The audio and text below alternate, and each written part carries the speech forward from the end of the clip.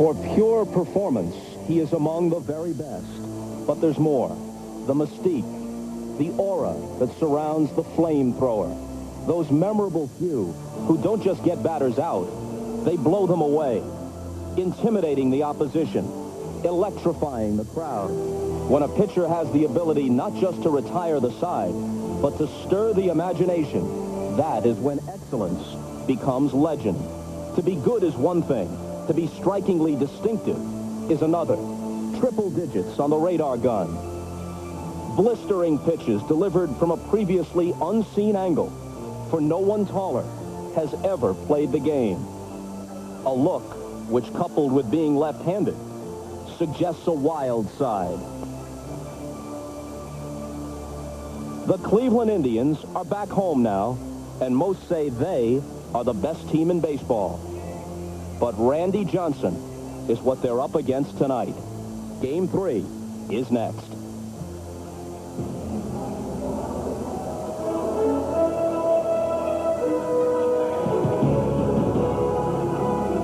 Perfect night for baseball in Cleveland. 73 degrees as game time approaches. This is Jacobs Field, a glittering jewel in the middle of a revitalized downtown Cleveland and a baseball paradise all season long. In the course of compiling the best percentage in the last 4 decades in baseball, 100 wins and just 44 losses during the regular season, the Indians were 54-18 in this ballpark.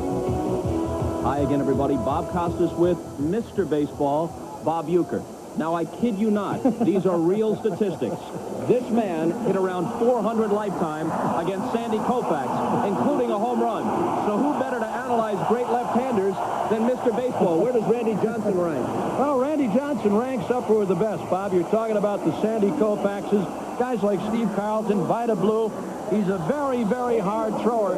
And I think the thing that's made Randy Johnson the pitcher that he is today is the fact that he's cut his walk ratio. He's only walking 2+ per 9 innings.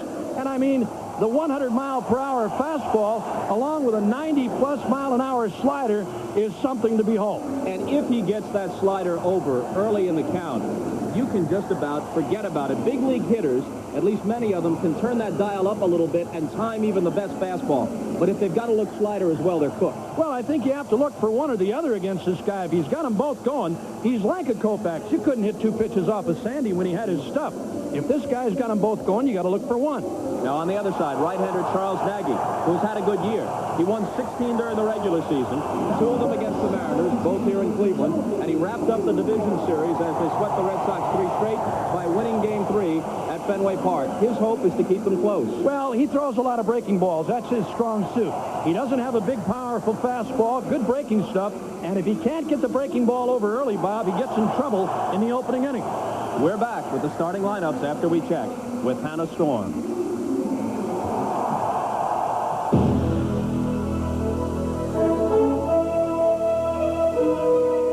Hi, everybody. I'm Hannah Storm. Welcome to Game 3 of the League Championship Series. While you watch the American League Cy Young favorite Randy Johnson face the Indians, the Atlanta Braves send the National League Cy Young lock Greg Maddux against Cincinnati. The Braves lead the series 2-0, and they turn to Maddux, who blew through the regular season, posting a 19-2 record with a 1.63 ERA. However, one of those losses, his worst of the season, was against the Reds. Maddux's regular season dominance has not translated to postseason success. He has won only 2 of his 6 career postseason starts, and his ERA is a major league high 6.62. Maddux faces the struggling Reds, whose offensive woes are highlighted by Reggie Sanders, a strikeout victim in 10 of his last 14 at-bats. Cincinnati has stranded no less than 15 runners in 2 games, and the Reds have hit into 5 double plays. We'll keep you updated on all the action from Atlanta and get you out to the first pitch at the Jake after this from your local station. Field, and here's tonight's Budweiser Mariners starting lineup. They have only 4 players on their roster for this series who have postseason experience. Charlton and Belcher among the pitchers, and the top 2 guys in this lineup, Coleman with the Cardinals and Cora a couple of years ago with the White Sox. Of course, the lack of playoff competition hasn't hurt Griffey with 6 homers already between the division series and the first 2 games of this one. Edgar Martinez went wild against the Yankees, but he and Tino Martinez are hitless in the first 2 games against Cleveland. That's the lineup Charles Nagy will face. 16-6 for the year. ERA 4.55. Came within one of his personal high in victories. He won 17 in 92. Pitched 7 innings, allowing 4 hits and 1 run in the clinching victory against the Red Sox, Game 3 at Fenway Park, as they swept the division series. Vince Coleman steps in against him. 285 for the year. 1 for 8 with 5 strikeouts in this series.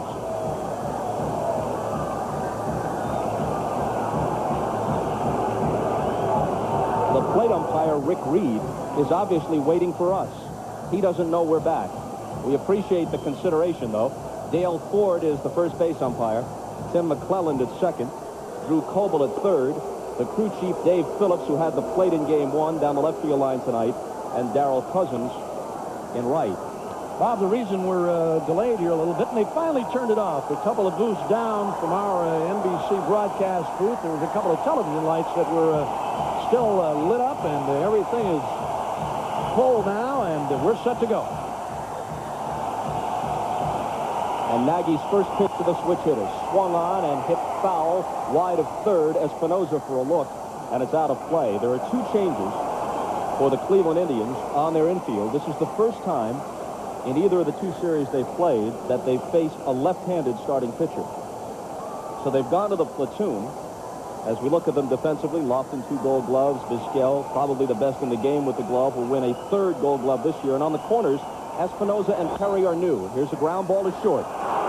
Vizquel gets rid of it quickly, knowing Coleman is running. 1 down in the Seattle first. The left-handed hitters, Tomey, who would normally start at third, and Sorrento at first, are benched against Randy Johnson. Left-handers hit 129 against Johnson this year. So Kenny Lofton is the only left-handed batter in the Cleveland order. They go with Espinosa at third, and the rookie Herbert Perry at first. Each is a right-handed batter. Joey Cora is 2 for 7 in this series, and turned in a huge defensive play in the first inning of Game 1 when Tomey ripped one toward the middle with the bases loaded and 2 out in the first, and he made a great diving play to bail Bob Walcott out of the inning. And he's hit by the pitch.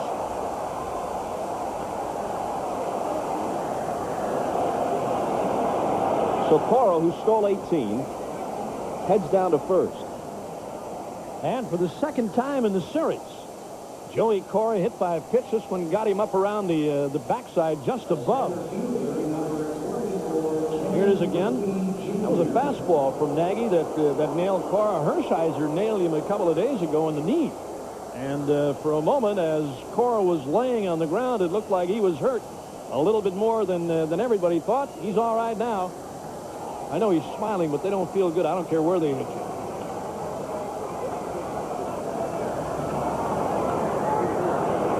For 7 in this series, 5 homers against the Yankees in the preceding series, and the pitch to Junior. Sliced foul. He's already within 1 homer of the postseason record. Now with the extra round, these comparisons are going to become difficult, but considering the fact that he's done it in only 7 games, well, he should make it for sure. Dykstra in 93 between the LCS and the World Series for the Phillies. Bob Robertson in 71 for the Pittsburgh Pirates.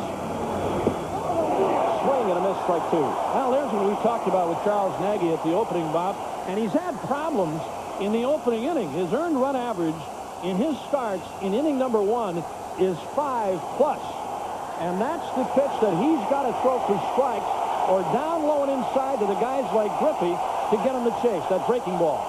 How into the game are the fans at Jacobs Field? They're mimicking what they do at the Kingdome. It doesn't sound the same. Roaring with 2 strikes on the hitter in anticipation. Oh, boy, it's great here. But this isn't just any hitter. I'll tell you, that series at the Kingdome, Bob, I mean, with the Yankees and the first 2 games against the Indians was unbelievable. I mean, as an ex-player to sit there and watch and to get as fired up. A line drive into center field, and this one will drop for a hit. Nagy trying to hit the outside corner at the knees, and Griffey just went down and got it.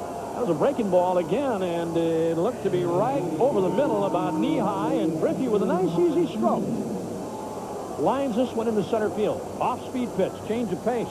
That's what it was. Down. Griffey went down and got it. Lines a single to center.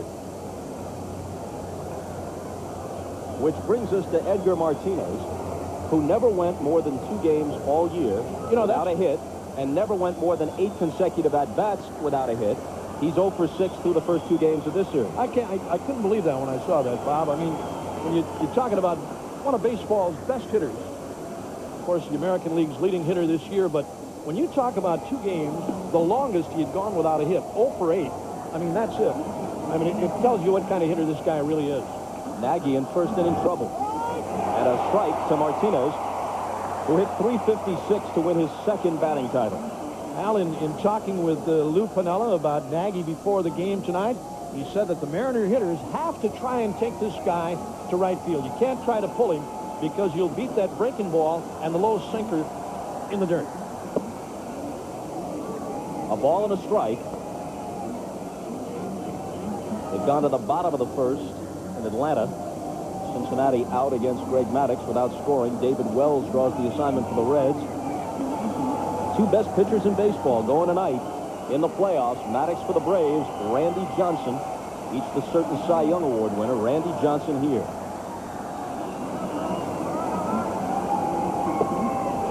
They check down at first base. He didn't go. There again is something off speed. You saw Dale Ford indicate that Martinez checked in time. Here it is one more time. A breaking ball again, and Martinez looked like he checked.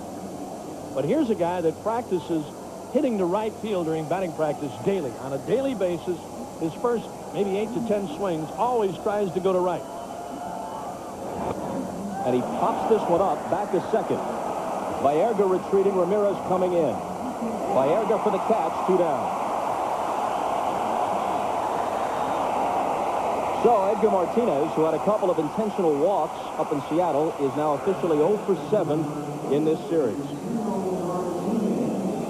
Tino Martinez also looking for his first hit. When you look at the heart of the Seattle order, not only are they good, but they go with Griffey, the 2 Martinezes, and Buhner. Left, right, left, right. It makes it very tough on an opposing manager when he thinks about late inning pitching changes. But Mike Hargrove has perhaps the deepest bullpen in the league, and it affords him the luxury of bringing guys in for 1 hitter apiece. You're right. You know, we talk so much about the Indians and their lineup and the power that they have. Tell you what, this Seattle club is not an easy club to work against either. They've got excellent power in Griffey, Martinez. We know about him. Tino Martinez, both the Martinezes. 29 and 31 home runs, respectively. As you look at Lou Piniella, we had a nice chat with him tonight, didn't we, Bob? He was loosey-goosey, and anything you want to know, he's ready for you all the time. They wanted the 1 win in Seattle since they couldn't use Johnson. They got it unexpectedly in the game Walcott pitched. Caught on and missed, 1-1. Well, that's what he talked about here. He said with Randy Johnson working this opening game, it gives the Seattle Mariners, if he wins, and again, to take nothing away from Charles Nagy, because he's working hard here to try and get out of the opening inning. See that grip on that curveball? There's an excellent curveball. I mean, really spinning and diving down. But Piniella wants to win to get it back to Seattle. And if they do it tonight behind Johnson, they're assured of going back to the Kingdom. If they went back down 3-2, he'd pitch Johnson in Game 6. If somehow they could win 2 of 3 here and be ahead in the series, he'd hold him back for the 7th game. The 2-1 pitch to Tino Martinez. Count evens at 2-2. There were questions about this weekend's pitching selections. Mike Hargrove said officially tonight he will go with Ken Hill tomorrow, regardless of tonight's outcome against Andy Bennis. And Chris Bosio will pitch Game 5 for Seattle against Dennis Martinez. There's Hill, tomorrow's starter. Crowd again roaring on the 2-2 pitch. And now the runners will take off. Cora from second and Griffey from first. Well, as they did in Seattle on every 2-strike offering, the fans at the Kingdom rose to their feet, and they're doing the same thing here at Jacobs Field. Boy, what a couple of great 2 days here, huh? Weather-wise, I mean, you couldn't ask for anything better. The Indians had a light workout here last night. Seattle traveled and got in here about 6:30 last night. But what a beautiful day and a beautiful night here. Game 1 of this 3-game set. There they go, and here it comes. Bouncing ball toward the middle. Baerga backhand. His play is to first, and they're out of the inning. No runs a hit and a couple left. Randy Johnson to the hill when we come back. There he is, Randy Johnson, trying to win his 3rd in postseason play. I'll tell you, that final game against the Yankees, Bob, when he came in relief, and I mean, you knew it was all on the line. And he gives up the run in the 11th, and I think everybody in the Kingdom and around the country that was a Seattle fan, their tongues fell out of their mouths, and don't you know they come back with 2 in the 11th to make him a winner. His 2nd postseason win, and tonight trying to get Seattle back to the Kingdom. 18-2, one behind Mike Messina, who won 19 games but lost 9. Kenny Lofton, the only left-handed hitter in the lineup. 310 for the year, 4 for 7 in this series. Flowers in close to 3rd, and Johnson starts him with a strike. Johnson's ERA of 2.48, easily the best among American League starters. And he's ahead 0-2 by almost half a run over Tim Wakefield of the Red Sox, who was second at 2.95. But here's the most staggering statistic. He fanned 12.3 batters for every 9 innings of work, the best figure in the history of baseball. And Lofton vulnerable right now. That's the thing with Randy Johnson. I mean, I sometimes think he does you a favor by throwing you a breaking pitch. I really do. He tried to move Lofton back with an inside fastball there. Here's the 1-2. Off the plate, 2-2. Now, Johnson led the league in strikeouts for the 4th straight year. But there was a stretch not long ago where he led the league in walks 3 straight times. He's completely reversed that. Little topper in front of the plate. Wilson has to hurry. Got him. Lofton's going to argue, but not for long. Just a few heated words as he passes Dale Ford. Heck of a play by Dan Wilson. It was a heck of a play on a little tapper out in front of home plate. There's another kid that's done a heck of a job for Seattle. There's that little bouncer hit by Lofton. We know he can run. Bare-hand pickup. That's the only chance for Wilson. And the throw, very close play. Ford saw him out. We'll get another look at it here. There again, Wilson, the bare-hand pickup, and they got him. They got him. The switch hit of Vizquel tries to bunt and pushes it foul. To continue on Johnson, a guy who used to be among the wildest of pitchers. Now it's only his appearance that's wild and therefore intimidating, along with the fastball to the hitters. But he was among the league leaders, walking only about 2.7 for every 9 innings. Messina led with an even 2 walks per 9 innings. So he's actually a control artist now, as overpowering as he is. And no one was even close to him. He had 90 strikeouts more than Todd Stottlemyre of Oakland, who finished second.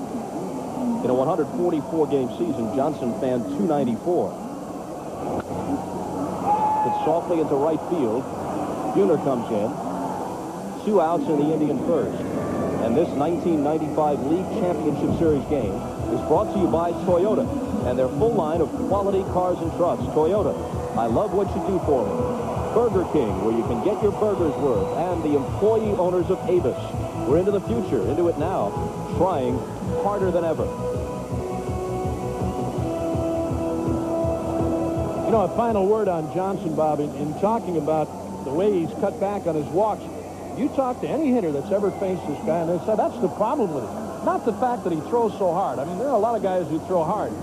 But the fact that he can spot you now and spot you with a breaking ball off the outside. He can backdoor you as a right-handed batter or come inside with a hard slider. And that's what's made him so tough. Not the fact that he throws so hard. His control has improved that much. 95 on the gun on that last one. And a ball and a strike to Baerga with Bell on deck. Now, here's a guy that's hit Randy Johnson pretty well in his career, 324. Been one for his last 7 since 94. Ball and strike 2. There's that backdoor slider we were talking about, Bob. You know, in talking with Carlos Baerga last night during that workout, I asked him, I said, you know, you've had pretty good success against this guy. What is it? He said, well, you know, once in a while I get a base hit. Other times he gets me out. Like this time. Just blew it right by him. First strikeout for Johnson. No score after 1. My friends, it says right here that critics have called it an action-packed thrill ride with great special effects. It's Jag, NBC's new drama, tomorrow night after Game 4 of the LCS. Don't miss Jag, Saturday night on NBC. Viewers on the West Coast should check their local listings. 2 men reached against Charles Nagy in the first. He got out of it. Now he'll face a guy who's punished him this year, Jay Buhner. Buhner hit 5 regular season home runs against the Indians, plus a 9th-inning homer off Jose Mesa in Game 2 of this series at the Kingdome. 2 of those homers were at the expense of Nagy. And again, in talking with Lou Piniella about Nagy and Buhner, I said, when he talked about taking this guy to right field, not trying to pull him all the time, I said, well, Buhner's one of those guys that takes the ball out the other way every once in a while. He said, yeah, if he looks for it, he'll go that way. And you got to look for breaking balls. You can't look for fastballs against Charles Nagy. You got to sit on breaking stuff. 1-0 pitch, breaking ball, swung on and missed. And again, despite the fact that you look for it, it doesn't mean you're going to hit it. I mean, you've got to make yourself way back, look breaking stuff, then way back and try to drive it to right, especially a pitch like that, down low and away. He's ahead of him 1-2. Flowers on deck, and Soho to follow in the second. Isn't it funny, Bob, how you look at a guy like a Randy Johnson, who's probably the hardest thrower in all of baseball, 18-2 for the year, and you talked earlier about the guy over at Atlanta, Greg Maddux, at 19-2. I mean, such a difference in pitching styles and velocity, but yet Maddux is one of those guys, I mean, drives you crazy. And here's a guy that's strictly a challenge, talking about Johnson. The 2-2 to Buhner. And here's a drive to deep left, and he has rung Nagy up again. Whatever it is that Charles Nagy is throwing, Jay Buhner generally finds it to his liking. He hit 40 for the year. That's his 2nd of this series and his 7th counting the playoffs against Cleveland in '95. Al, it was a hanging breaking ball, and we said earlier, if Nagy stays downstairs, he'll have success. This is a high curveball about belt high, and Buhner jumps all over it. Watch it, right here. Oh, man. Oh, boy. Belt high and no problemo. Albert Bell turned around and watched it right out of here.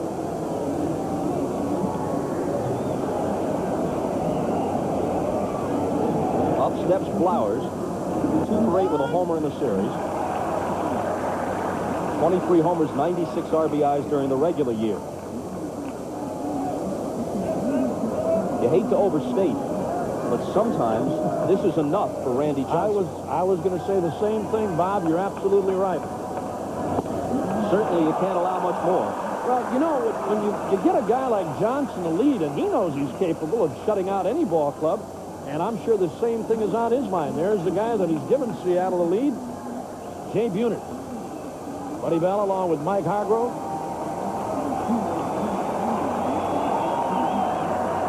Nagy's 0-2 pitch. High and away. You know, but you figure if you're a pitcher on this Indians staff and you give up a run or two, you're going to be in the ballgame. You got a chance to win. Not so. And again, I'm not saying Johnson's going to stop him or shut him out tonight, but he's always got that chance.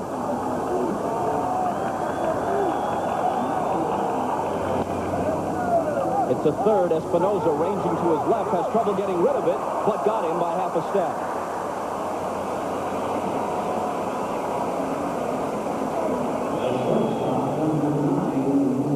A little ground ball, a little breaking ball down low and away that Flowers tried to pull. This ball runs up the arm of Espinosa. There it is.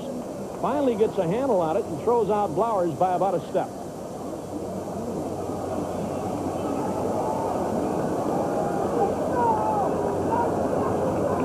Stickers on Espinosa's bag. He has made many stops in the majors and in the minors. Ball 1 to Soho, has 1 hit in the series.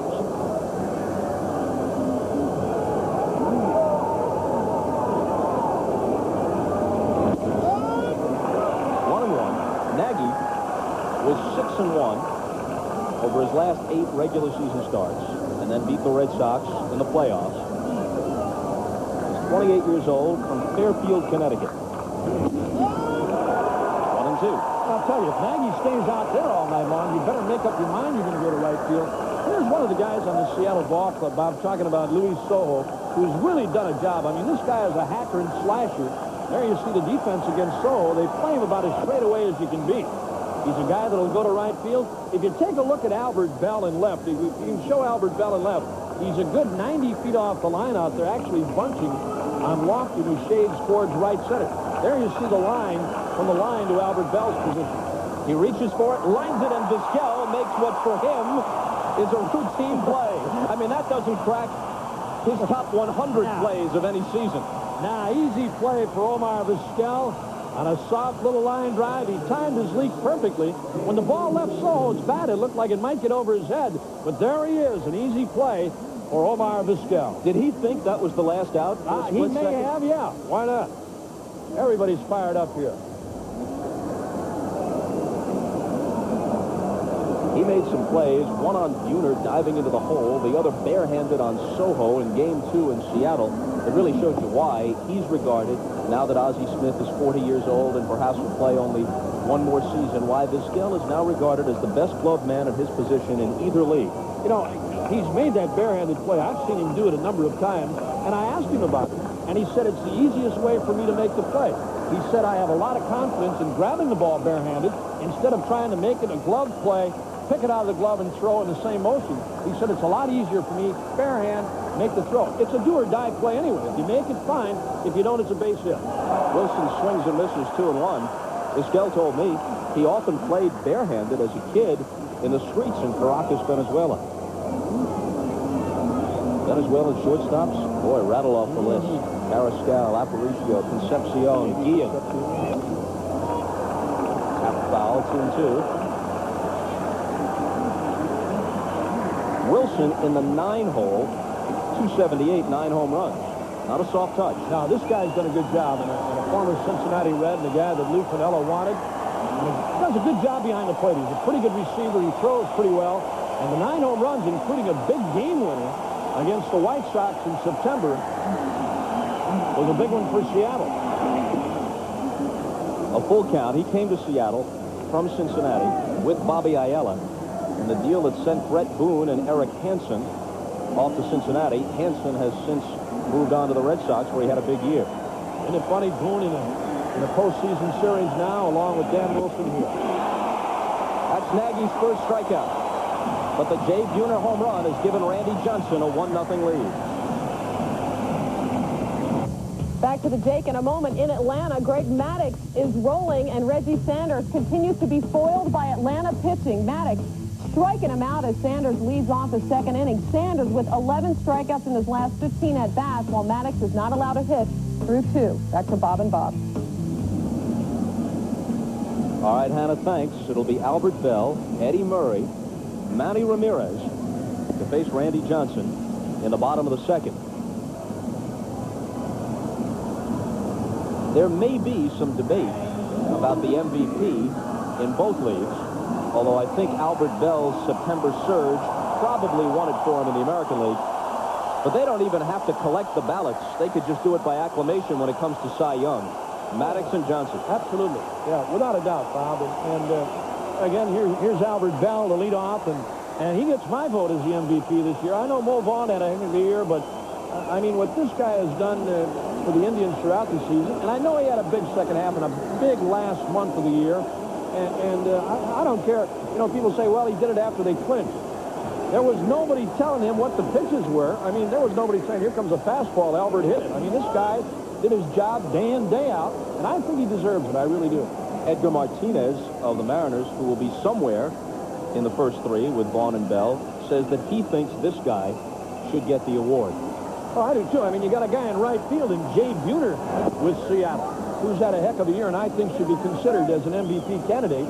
But, you know, with the Edgar Martinez situation, here's a guy that's a DH. I mean, I think it's got to go to a guy that plays every day, Bob. Unless some guy hits 400, hits 60 home runs, and knocks in 160. That's a different story. But I think it's still got to be an everyday guy, a guy that plays defense for you, too. Johnson's 1-1 to Bell. And a bouncing ball to short. Soho. One down. Covering tonight's action, the Goodyear Blimp Spirit of Akron. Short hop for him. That's just a shuttle blimp flight. Based at Goodyear's corporate headquarters 30 miles south of Jacobs Field. You ever been in that thing? No, and have no plans. Dirigibles are not terribly appealing to me. I mean, to look at them from a distance, to enjoy the shots they bring us, but... I've been up there, but not in the blimp. Well... And you know it. Perhaps during a rain delay, you might be able to elaborate.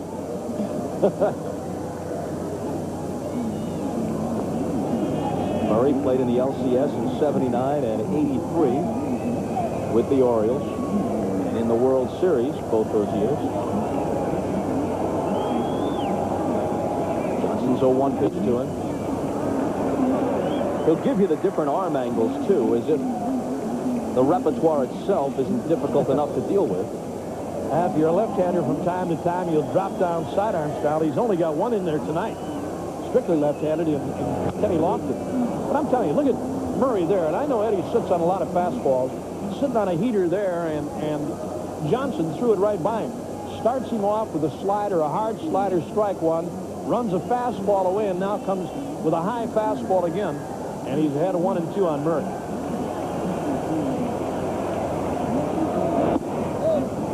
Lays off, 2-2. Murray at .323 for the year. One of 4 Indians, Bell, Baerga, and Thome, the others, in the top 10 in hitting in the American League. The Indians led the league in runs, team average, and homers. Bounced softly to third. Flowers with lots of time and has him at first. The Indians, as a matter of fact, hit 207 home runs in just 144 games. If you figure that out and project it to a full 162, it comes out to 232, not far off the all-time record of 240 by the 1961 Yankees of Maris and Mantle.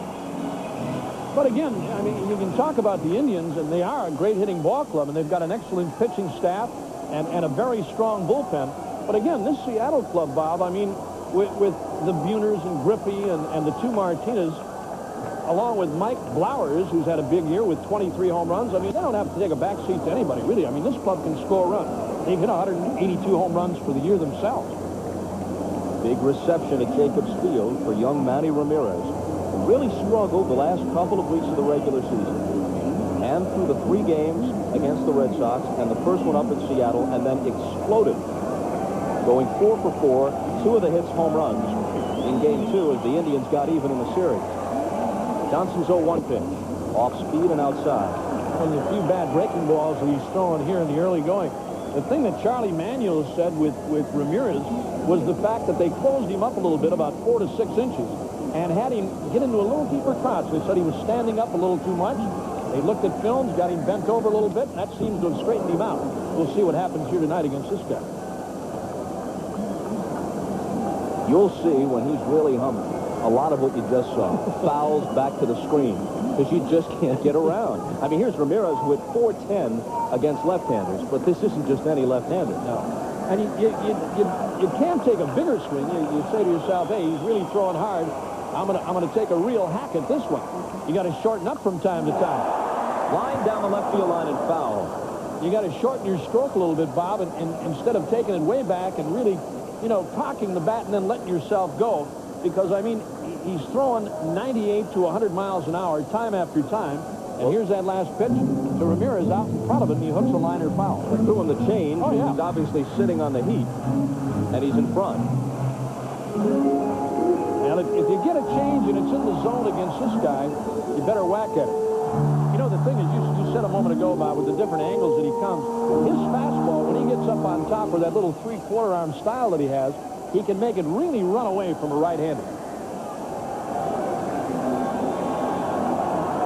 And he throws so very easy. He's got that very easy delivery, little leg kick, and then pow, like that. He's ended each of the first 2 frames with a strikeout. He's set down the first 6 he's faced, and he leads 1-0 after 2. Back to Cleveland in a moment. In Atlanta, Cincinnati starter David Wells with runners at the corners and 2 outs facing Marquise Grissom. Gets Grissom to pop up to end the inning. The Braves have wasted 5 hits in the first 2 innings, the first time ever in the postseason that a team has 5 hits with no run in 2 innings. Back to Jake. Hannah, thanks. We were looking into the Seattle dugout. This was moments ago. Maybe a tooth, one of those molars bothering Jay Buhner, or maybe he turned on that Charles Nagy breaking pitch so quickly he wrenched his neck because he just jerked it out of here. You know what I think may have happened, too? Did you ever yawn and have your jaw kind of locked on you? Did you ever do that? No. Okay. Jay Buhner did not yawn and have his jaw locked. I think this is from a swing at a ball. You never had that happen? Cut it out. I think that's what happened to him. He's all right. They had a Jay Buhner buzz cut night at the Kingdome, and 771 people showed up, either already bald or willing to have their domes shaved clean in order to get a free ticket. Coleman bounces one to Perry and doesn't even have to leave the box. He knows he's gone. 220 were women. That's what was great about it. Yeah. They had a lot of gals who wanted to do the same thing. Up in Seattle, they got that grunge scene going. This series could be rock and roll against alternative. You got the Rock and Roll Hall of Fame here. Absolutely. You know, but your era, Little Richard. Yeah. Chuck Ted Berry. Nugent. Ted Nugent, the Motor City Madman. Yeah. Good reference. Oh, yeah. Well, thanks, buddy. What about Pearl Jam and Soundgarden? Pearl Some of that Jam, alternative Meatloaf? thing. Yeah, I don't Meatloaf? Oh, I love Meatloaf, but that doesn't fit into that. It does if he's there. Cora was hit by a pitch his first time up. Mariners lead it 1-0 on the Buhner home run.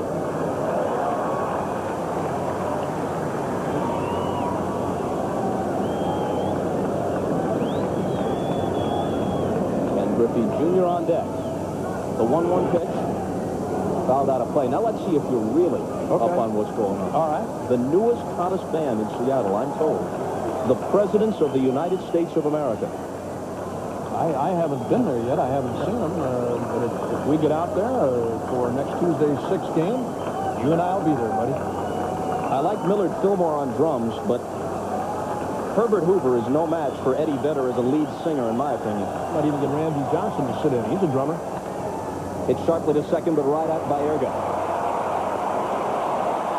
As Ken Griffey Jr. heads for the plate, we head for Jim Gray, who's with his dad in the stands. Okay, thank you. Thank you very much, Bob. I'm with Ken Griffey Sr. Ken, when your son was growing up, junior, and he'd see you play in Cincinnati in the playoffs, what did he pay attention to most during your games? What do you think he learned? Well, he learned how to hit the ball because that's all he was doing. He never paid attention to what we were doing out on the field. And that's always. Why didn't he pay any attention? He was too busy playing with the other kids? Well, he was having a lot more fun than watching us play. He wanted to play. How nervous do you get watching your son play in a situation like this? Well, you see me sweating, don't you? Right now, I'm very nervous. Never let him see you sweat as we face the camera here. Those 2 home runs back-to-back in 1990 against Kurt McCaskill. Is it a thrill that you relive and think about quite a bit with your son? All the time. You know, I mean, it's a once-in-a-lifetime thing, and, you know, I was just happy that we end up doing it. Go back upstairs to Bob. Thank you, Ken. Jim, thanks a lot. A soft single to right. Junior is 2 for 2 in this game and 6 for 9 in the series thus far. Again, an off-speed pitch. Charles Nagy went down, reached out, and got it and pulled that ball. First time up, and he singled to center. Here it is again. Little change of pace, running down low and away from Griffey, and he gets out in front and pulls the ball. Didn't hit all that hard, but drops in for a base hit. He's 2 for 2. Boy, his dad was some kind of player, wasn't he? With the big red machine. Oh, I'm telling you. Later with the Yanks.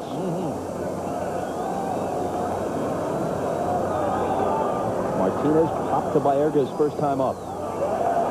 Still looking for his first hit in this series, and a called strike 1 from Nagy. And again, when they were both with Seattle, and those times when balls were hitting the gap, when Pop had to run them down and chase and run, and Junior in center laughing at his dad and chasing those balls in the alley. But in his prime, Senior could really fly. I think he was faster than Kenny. Junior. Yeah, he could run. This guy's a great player, though. He really is. Easy to get along with. a good talker, isn't he? Yeah, he's a sweet-natured kid. Great kid. There he is. Senior right there.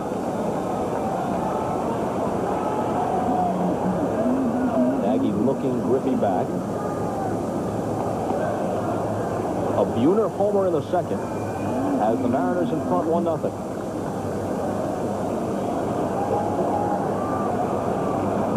There goes Griffey.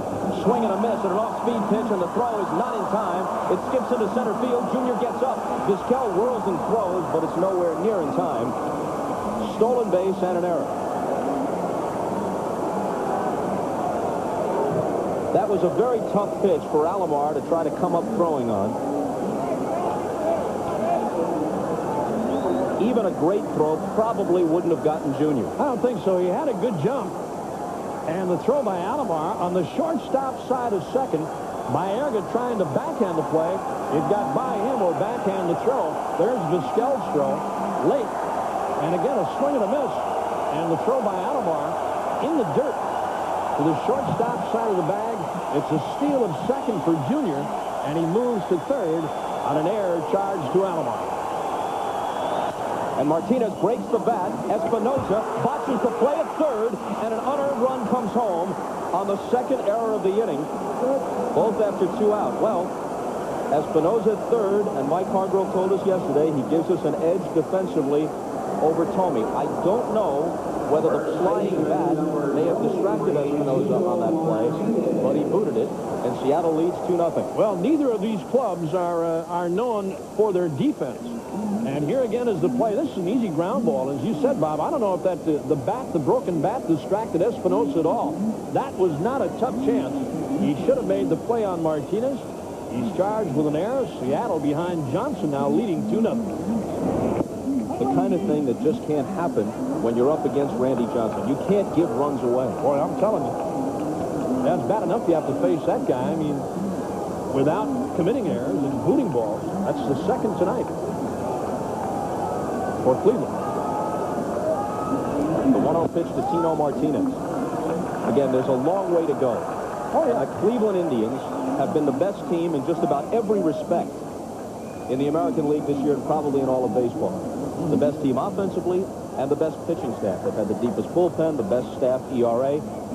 There goes the runner. Good pitch to throw on this time for Alomar, and he's got it. So Edgar Martinez is cut down, but an unearned run makes it 2-0, and we'll be right back.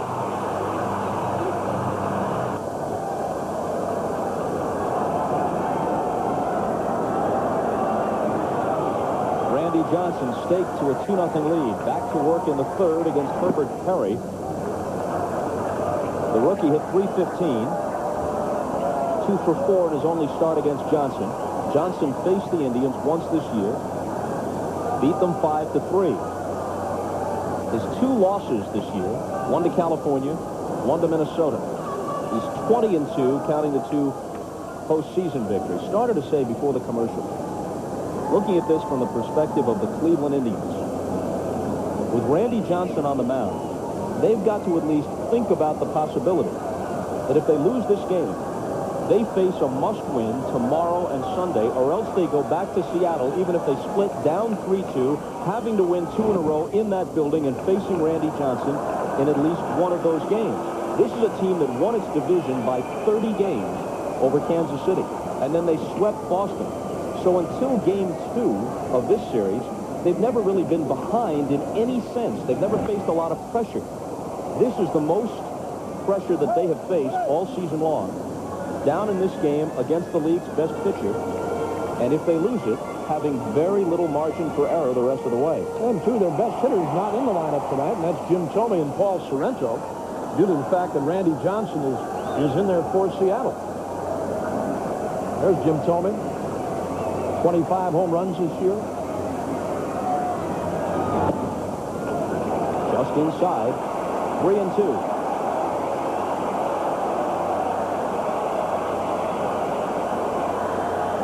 Cleveland's record was 22 games better than Seattle's this year. But that's all out the window when you get into a short series. Here they are. Shortstop Soho charging. Throws on the run to retire Perry. And, of course, the Seattle team is not the same team than it was all year. Junior was out for almost 3 months with a broken wrist. And Bennis will pitch tomorrow, and Coleman, who sparked them at the top of the order, were added late in the year. While we have a chance, here's tonight's Toyota Diamond Dust baseball fact. The Washington Senators face the New York Giants in the 33 World Series. Name the player managers, both Hall of Famers, who led those teams. I think I know, but I'm not going to give it away. No, not yet. Let you think about it for a while. Well, again, with Seattle leading 2-0 here, and again, with Johnson on the mound, a great chance to get back to Seattle. All they need is one win here. Alomar squibs one to the right side, and he's retired. Martinez to Johnson. Well, don't you know, as this game goes on, and Johnson gets a little bit stronger, and the pressure is starting to mount for the Indians. Hey, let's face back. They get the split in Seattle, and Pinella was just as happy. Mike Hargrove told us yesterday they were happy to get out of there with a split. Pinella told us the same thing tonight. He said, hey, we're glad getting out of there 1-1 with this guy opening here tonight.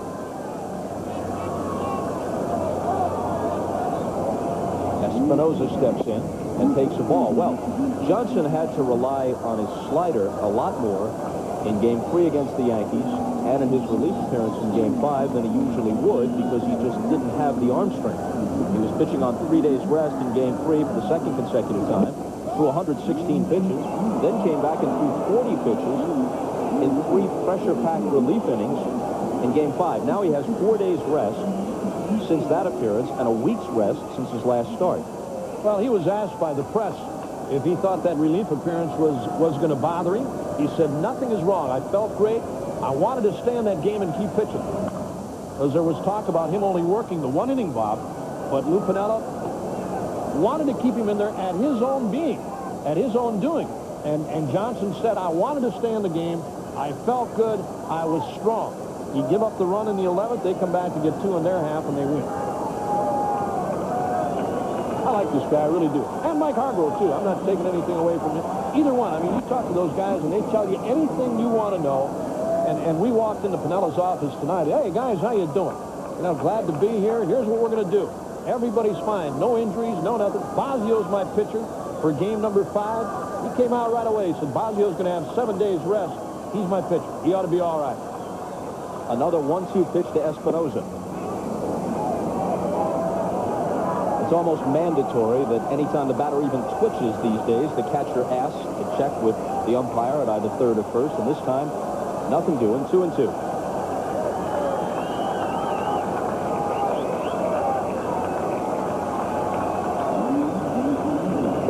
Strikeout number 3. It's been a tidy first 3 innings for Johnson. We're back after this from your local station.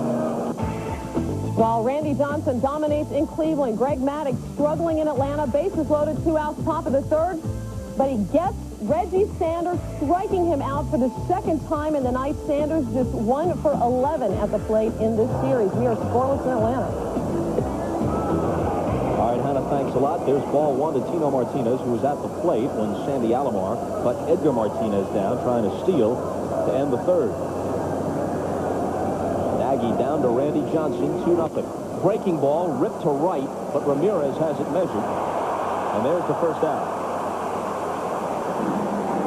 You know, Charles Nagy had a problem with his shoulder a couple of years ago, and it was right on the borderline as to whether they should do the full rotator cuff surgery or go the more conservative route and just scope it, which is what they did, and that allowed him to resume pitching more quickly. But he says it was only this year that he got the full range of motion back, and he is pitching better than he has in about 2.5 years. I mentioned he won 17 in '92. He won 16 to tie Hershiser for the most victories on the staff this year. Here's his nemesis, Buhner, who walloped one out of here to lead off the 2nd. I know what he went through. I had scope surgery, arthroscopic surgery on my right shoulder a couple of years ago, Bob, and I know what it is to rehab and come back and try to throw after that type of surgery. I think any guy that comes back from any type of surgery on your shoulder or elbow, and that's the Tommy John, whatever they do, shoulder, elbow, wherever, and you throw anywhere near what you threw before, I think you're doing a heck of a job. Oral Hershiser, is an example. I mean, he's almost back to what he was when he had his big year in '88, and he's had the surgery, too. Nagy's behind Buhner 3-0, and there is no way he just looks to groove a strike here. There is a green light flashing from the top of Jacobs Field right now. And he takes a rip at it. There's no chance a guy like Buhner leading 2-0 and sitting 3-0 with a guy like Nagy. I don't care. If you get one to hit, you got to whack at it. Breaking ball might be a different story, but he throws you something straight. Sinking fastball, little cutter or whatever, you got to go after it. Taken Nagy deep 3 times this year. Hits this one sharply on the ground to Vizquel. This is automatic.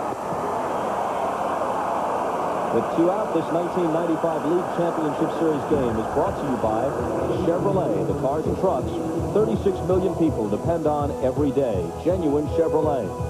Smooth Busch Beer and easy drinking Busch Light. And United Artists GoldenEye. Bond is back this November. Did you know that, Youth? Bond is back. James Bond? Yeah. Absolutely. Bond. James Bond. Absolutely. One of my favorites. But it's not Roger Sean Moore. Connery. No, it's not Roger Moore anymore. I know. Not Timothy Dalton. Nope. There's a line drive for a 2-out hit off Mike Flower's bat. Not Don Knotts either. No, not Don Knotts or Wally Cox. Here's Brosnan. Now here's the next quiz. Name the player managers, both Hall of Famers, who led those 2 teams.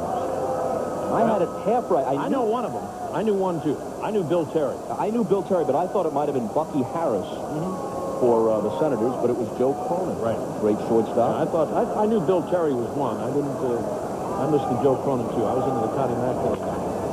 Grounded sharply to second base. Baerga ends the inning. You don't win the grand prize, but we do have lovely parting gifts for you. Some Samsonite luggage, perhaps. We'll be back. As we all know, cooler heads prevail, which is apparently this gentleman's belief. Did somebody say he got hit with a foul ball? I'm told he got conked, but he didn't want to leave for any extensive medical attention, so they just slapped the ice bag on his dome and said, enjoy yourself. I knew it wasn't the weather. It's 73 degrees tonight in Cleveland. Yeah, he's all right. That's all that counts. In the 4th, it's Lofton. Spun away by Johnson. Maybe he tried to go for the Jay Buhner buzz cut, and in his haste, We'll take a shot at him later on when he lifts that thing off. If indeed he does. Comes down sidearm, and Lofton lifts one to left. This ball's carrying a bit. Coleman going back, and he can't get it. One bounce off the wall. Lofton around second. Thinking about a triple. Challenging Coleman's arm. It's close. He's in there.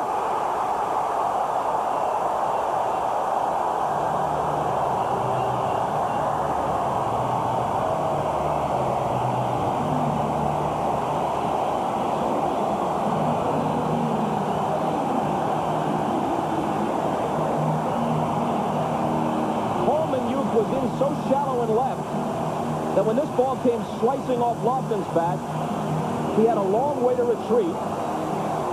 He might have made the play, but he didn't. And Lofton, who led the league in triples, was thinking 3 from the crack of the bat. Well, a high fastball from Randy Johnson and hit over the head of Coleman and left. I think Coleman pulled back a little once he got to the warning track. It looked for a moment like he was going to be able to make the catch. Lofton ends up with a triple. That's the first hit given up by Randy Johnson tonight.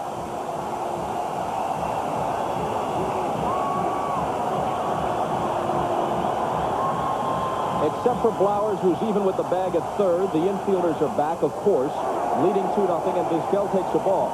Omar Vizquel, a tremendous fielder, as we've mentioned. But he's become a useful hitter. He hit 266, and he's among the league leaders in sacrifice flies, in sacrifice bunts. He stole 29 bases. He hardly ever grounds into a double play. He's pesky up there. Center field. Lofton tags. Griffey with the catch. No throw. And Vizquel, in fact, delivers the sacrifice fly to cut the lead to 2-1. Those are the little things that you talk about when you talk about a player like Omar Vizquel. Everybody talks about his gold glove and what a great fielder he is. He does the little things, knocking and runs, a sac fly, moving runners either with a sacrifice or by hitting behind the runner, Bob, to the right side with the runner at second. There's Vince Coleman and left the ball that I think maybe Vince Coleman thought he should have caught. I really do.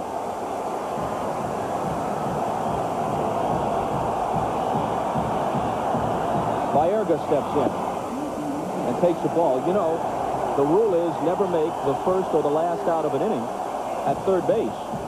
Lofton, though, knowing that they've got to really kind of scramble for anything they can get off Randy Johnson, was willing to gamble. Even with his speed, he was in there just barely at third base, but it was worth the gamble. Well, and Coleman doesn't have one of the strongest throwing arms on this Seattle club. He's probably the weaker of the three if you're talking about throwing.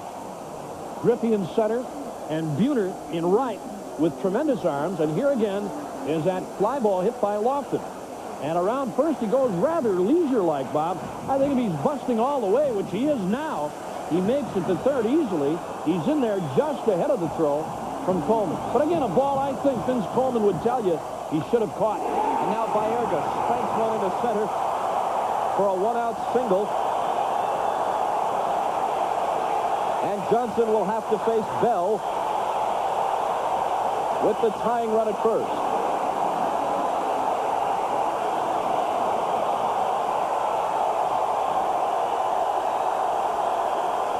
Baerga, a .324 lifetime hitter against Randy Johnson.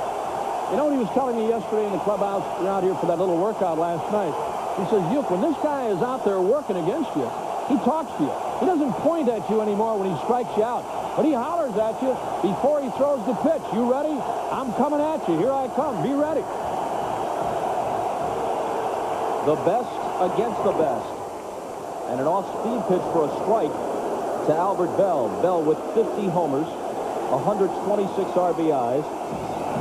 As you all know, the first in history with 50 homers and 50 doubles. He had 52 of them to tie Edgar Martinez for the league lead. First ever to do that in the same season. He's hit 3 homers in his career off Johnson, but he's hitless in his last 10 at-bats, including his first at-bat tonight against Randy. Third base, Flowers. And that's all. Just the force at second.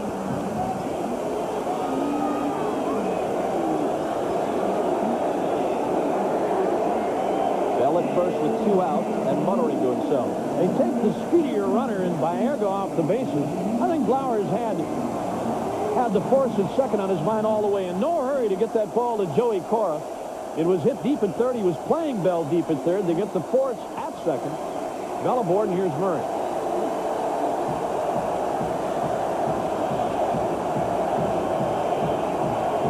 Grounded out his first time. Bell a modest lead at first. Swings on the first one and pops it back to second. Cora retreating. They get 1, but that's all. They leave a man on after 4. 2-1 Seattle.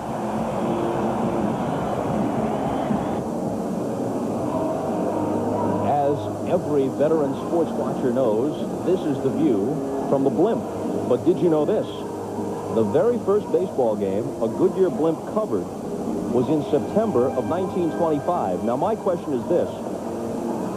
Since there wasn't any television, even in an experimental form, until around 1939 or 40, and I think the first televised World Series was 1947, what exactly was the Goodyear blimp covering at League Park, the old home of the Cleveland Indians, in 1925?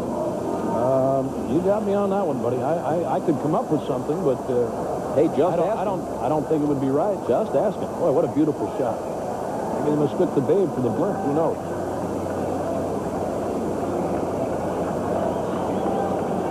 I'm told they were doing a radio broadcast of the Senators and the Indians from an unusual angle. How'd you like to call a home run from up there? Little tough corner pitch. Tough to judge a fly ball. That's like you out the back. He missed the tag. The same vantage point you had down there in the front row. You're about right. Yeah. Yeah. Oh, I must be in the front row. Here's Wilson in the 5th. How do you call a game from the blimp? They're up there right now. They're right above us. I'll tell you what. Let's take this pitch from the blimp. Right there. Stop right there. The count is 0-2. Let's see if they can get a close-up here. Nagy to Wilson. Oh, I could tell that was a ball from 5,000 feet. just to get out.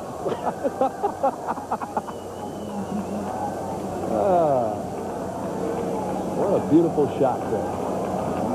Wilson, Coleman, and Cora in the 5th. The crowd energized by the Indians getting on the board against Johnson. And now Nagy records his second strikeout. Wilson both times. And again, as we said at the top of the telecast, you're going to see a lot of breaking stuff tonight from Charles Nagy. And he comes with a breaking ball again. Big crowd here at Jacobs Field. Well, this town has really done a turnaround, haven't they, Bob? The downtown area here, not only this magnificent baseball field, Jacobs Field, but brand new basketball arena just across the hallway here. Gund Arena. Yeah, Gund Arena, beautiful place. And the whole downtown area in Cleveland really undergoing a huge renovation. And it's beautiful here, it really is. Coleman 0 for 2. Espinosa in close. Back to Nagy. 2 outs in the Seattle 5th. Again, Charles Nagy rolling along now. Gave up a base hit back in the 4th. He's retired the next 3 in order.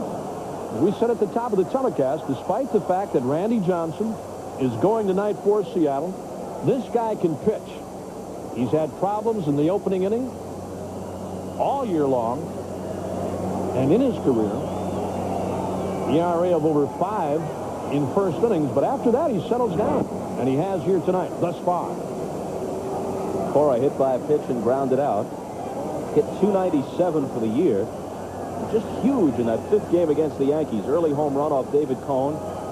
And then the crucial drag bunt single to lead off the 11th against McDowell, sparking the rally. Vizquel throws him out. The first 1-2-3 inning for Nagy. To the bottom of the 5th. 2-1 M's.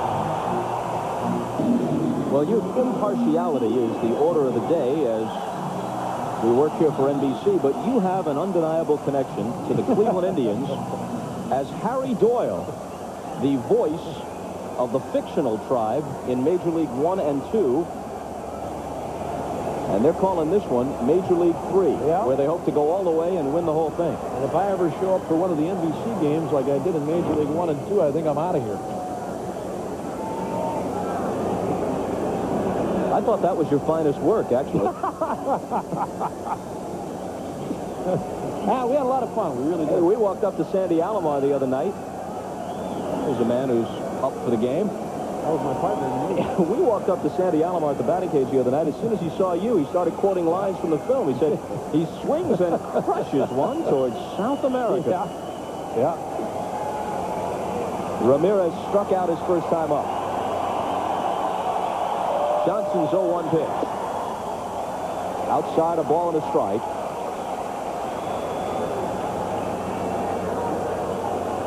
What a difference in noise levels, huh, Bob, between here and the Kingdome? Kingdome with that crowd roaring in that enclosed stadium was deafening. And here in brand new Jacobs Field, a huge crowd, and it's been this way all year long here. Still 0-0, Cincinnati and Atlanta. Braves lead that series 2-0. There's a great crowd here at Jacobs Field. It's a beautiful park, it really is. Downtown Cleveland. You like this place? Yeah, this is what a ballpark should feel like. You've got all the modern amenities and the luxury boxes and the extra ways to generate revenue, but the feeling of a ballpark. Yep. Natural turf. This field, in talking with a lot of the players, the grass is cut very short here. It's a beautiful ballpark. Grass is cut very short, and it's very slick. And Ramirez becomes the 4th strikeout victim for Randy Johnson. Well, he got himself straightened out a couple of days ago with a 4-for-4 night at the Kingdome, including a couple of home runs. Randy Johnson has struck him out twice tonight. That's his 4th in this game. High fastball again to Ramirez. That's a tough pitch to handle, boy. I want to tell you, when you got guys like Johnson throwing in the high 90s and they throw up there, I mean, it's tough. I mean, it's awful hard to hit a ball, or hit it fair anyway. You might get a piece of one once in a while. You can't chase pitches up there. Fouled off by Perry, the former University of Florida quarterback. Began the year in the minor leagues, a June call-up. started 45 games this year, platooning with Sorrento at first base. And in the lineup with the left-hander Johnson on the mound. I mean, it is no disgrace if you're Tommy or Sorrento to sit. Buck Showalter sat Boggs and O'Neill against Johnson in Game 3 of the division series. Hitters of that caliber. In on his fist, slow roller, tough play. Flowers bare hands and got him.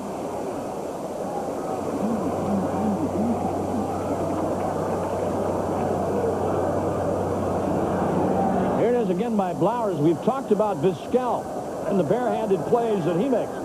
There's a beauty by Blowers, and he gets Herbert Parry by a step. Nice play by Mike Blowers.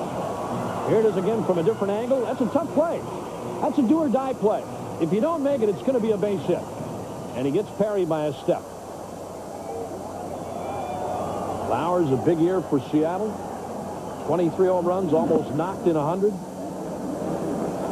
Now Sandy Alomar, the first game ever played in this ballpark. That's Chad Oche up and throwing in the Indian bullpen. First game ever played at Jacobs Field.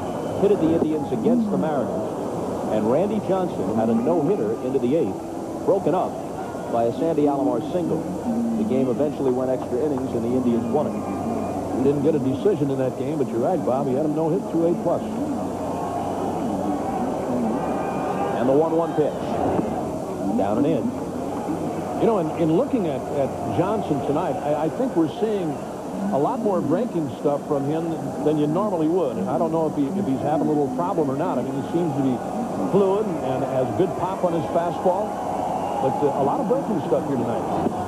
Fastball high and away. 3 balls and a strike.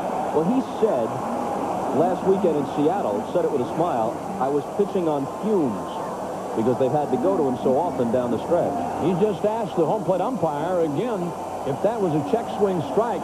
Dale Ford, the first base umpire, said no. Johnson thought it was 2-2. He thought it was 2-2. There's Lou Piniella now. And there's the home plate umpire, Rick Reed, saying, nope, it was not a strike. It's 3 balls and a strike, not 2-2. Here it is again. Check swing by Sandy Alomar, and I'll tell you what, that, I think, was a strike. That is not, and he's aboard with a 2-out walk. Piniella's still upset at that call by the first base umpire. Dale Ford is the guy that made the call, saying that Alomar checked in time, but from our angle, it looked like he went around too far. First man walked tonight by Johnson. You know, we told you that this year he spanned 12.3 for 9 innings of work. The previous record was Nolan Ryan, 11.3 in 1989. For his career, Johnson averages 10 strikeouts per game, and that's the all-time career record. There's a liner into left center. It falls softly for a hit. Alomar on his way to third as Coleman gets it back in. Espinosa's single puts runners at the corners with 2 outs. Well, Espinosa atones for an error in the third that allowed a run to score. A little ground ball hit by Edgar Martinez. He booted it for an error with Ken Griffey scoring. Here's that last base hit, little soft line drive in the left center. And Espinosa with a 2-out single. The Indians with a tying run at third with 2 men out. You know, I was going to say, Bob, when we talked earlier about Espinosa and Parry being in this game, and I'll tell you what, it's no easy chore. I mean, it's bad enough when you play against a guy like Johnson, and you're in the lineup every day. To sit out and have to go up against him as a hitter once a week or something is really tough. It really is. I know what that feels like.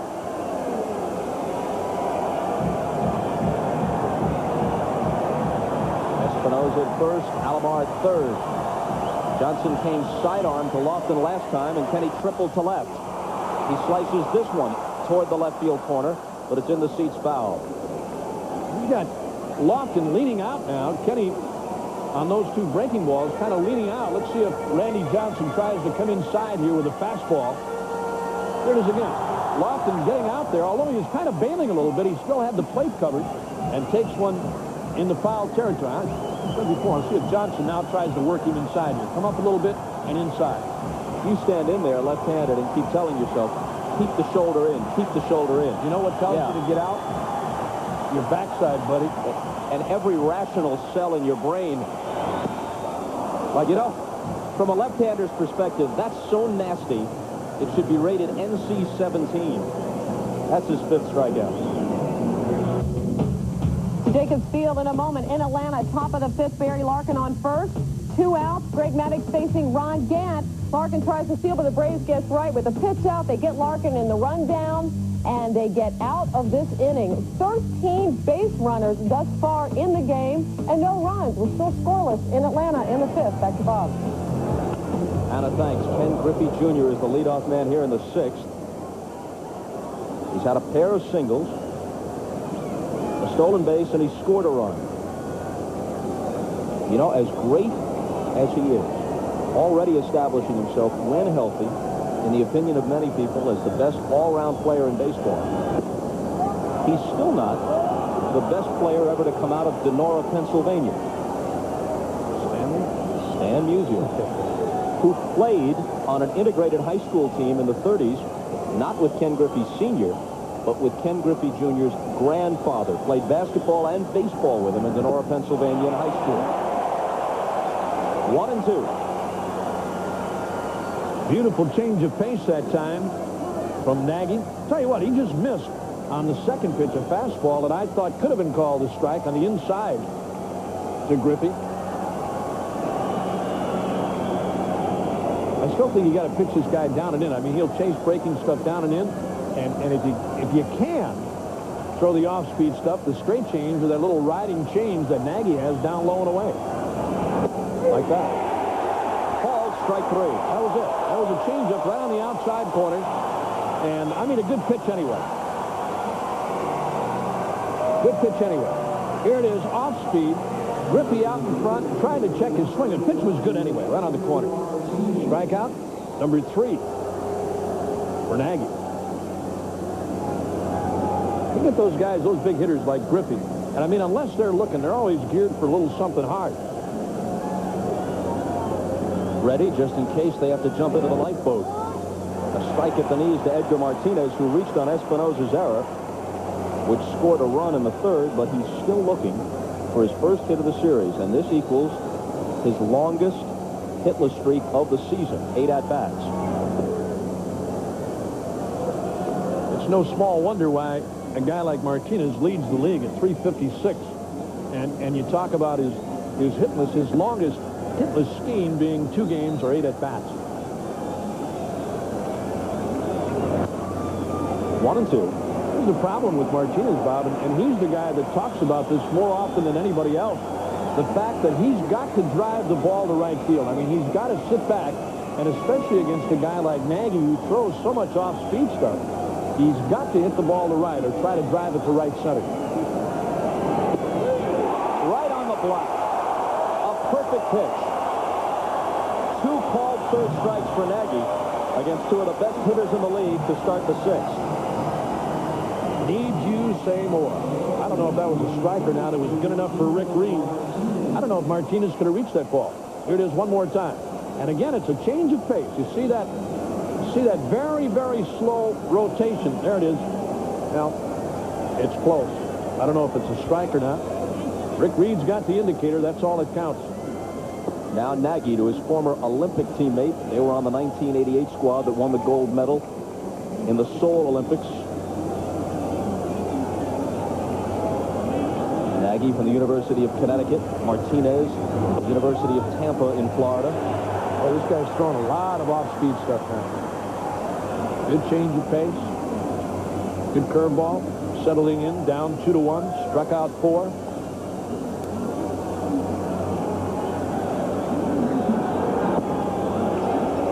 His defense betrayed him in the 3rd. Throwing error by Alomar on a steal from Griffey. And then a ground ball off the chest of Espinosa at third base. Other than that, it's just a solo homer by Buhner. And finding a groove in the middle innings. You know, you tell yourself as a hitter to wait back. I mean, if you're going to look off speed, change your breaking ball, you keep saying to yourself, wait back, wait back, wait back. You don't realize how quick you are as a hitter, Bob, how quick your hands get through the hitting zone, even though you're sitting back on off-speed stuff. almost got his called third strike of the inning. That didn't miss by much. Very nearly a punch-out. Now a full count to Martinez with Buhner on deck. Breaking ball fouled away. Nagy throws a pitch he calls a slurve that splits the difference, obviously, between a slider and a curve. Right. That's exactly what he calls it. It's not real hard. I mean, it's an off-speed pitch. And he's got a good one. And if that's working for him, I mean, he'll keep you in a ballgame, which he's doing here tonight. They check down at first, and Martinez is gone too. Strikes out the side in the sixth. And the Indians hang close. Now here's the first of the 3 strikeouts for Nagy on a check swing, but a good change of pace on the outside corner for Griffey. Here's the second strikeout in the inning. This right on the outside corner to Edgar Martinez. And number 3, a low inside breaking ball to Tino as he strikes out the side. That's a good ball game. 2-1 here in the 6th. And Nagy has matched Randy Johnson's strikeout total of 5, although, of course, he's worked an extra inning. This now is Johnson's 6th inning of work. And Vizquel bounces one which would have been over most pitchers, but the 6'10 Johnson, tallest pitcher in baseball history, is easily able to snare it. This 1995 League Championship Series game is brought to you by Texaco Havoline Formula 3 Motor Oil. Nike, who encourages you to participate in the lives of America's youth, and the makers of Advil.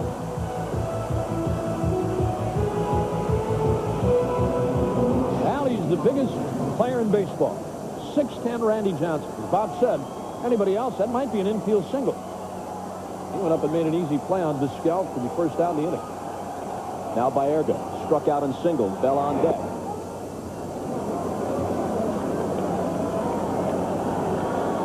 Look at Baerga's bat. That looks like something you get at the toy store, your Christmas present. A red bat. Maybe a Pete Rose model? Nah. This is the kind of bat that should have a name like Robert Redford's bat. Was that Wonder Boy? Roy Hobbs in The Natural?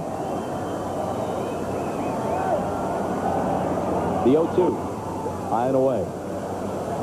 I didn't notice that bat on Baerga his first time up. Did you?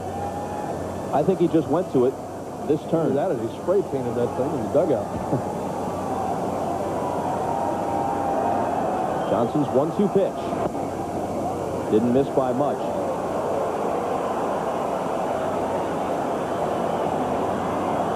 Doesn't have any marks on it yet. It looks like it's brand new.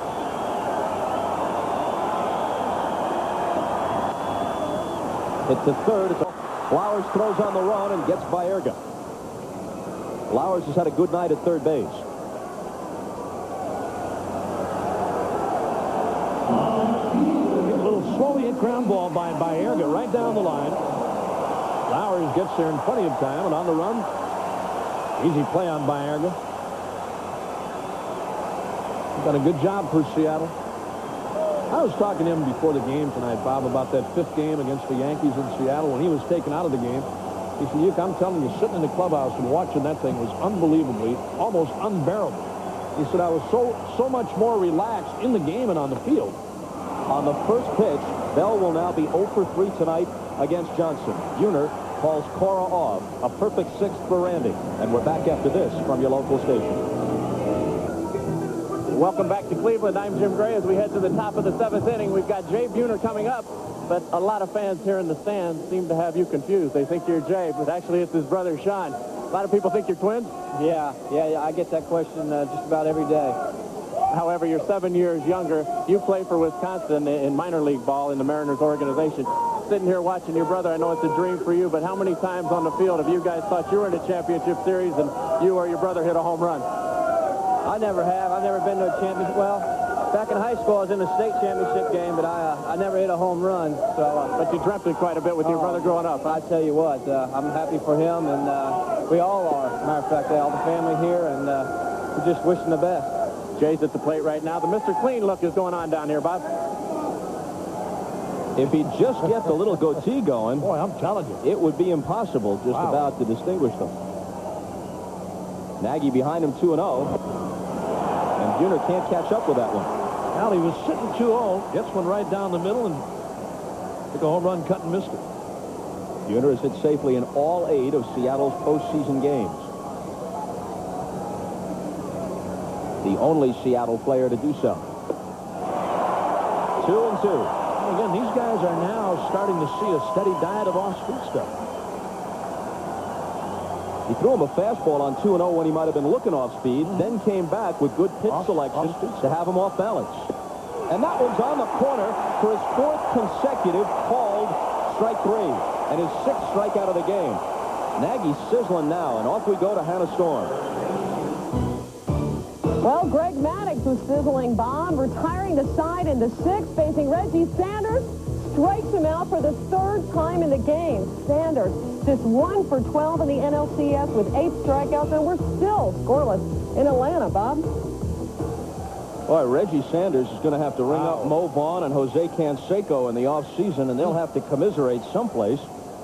Great seasons and busts, at least for Sanders so far, in the postseason. That's unbelievable. 3 strikeouts tonight.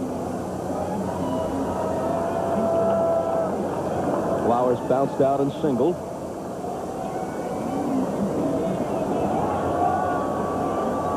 One out in the 7th.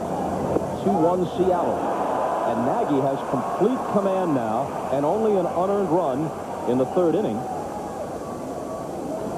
Separates Seattle and Cleveland here. Well, he struck out 5 of the last 7 that he's faced. All right, 5 of the last 8. And the last 4 in a row. Finally, somebody makes contact. Here's Kenny Lofton sprinting into the gap toward the wall along with Ramirez, and Lofton has it.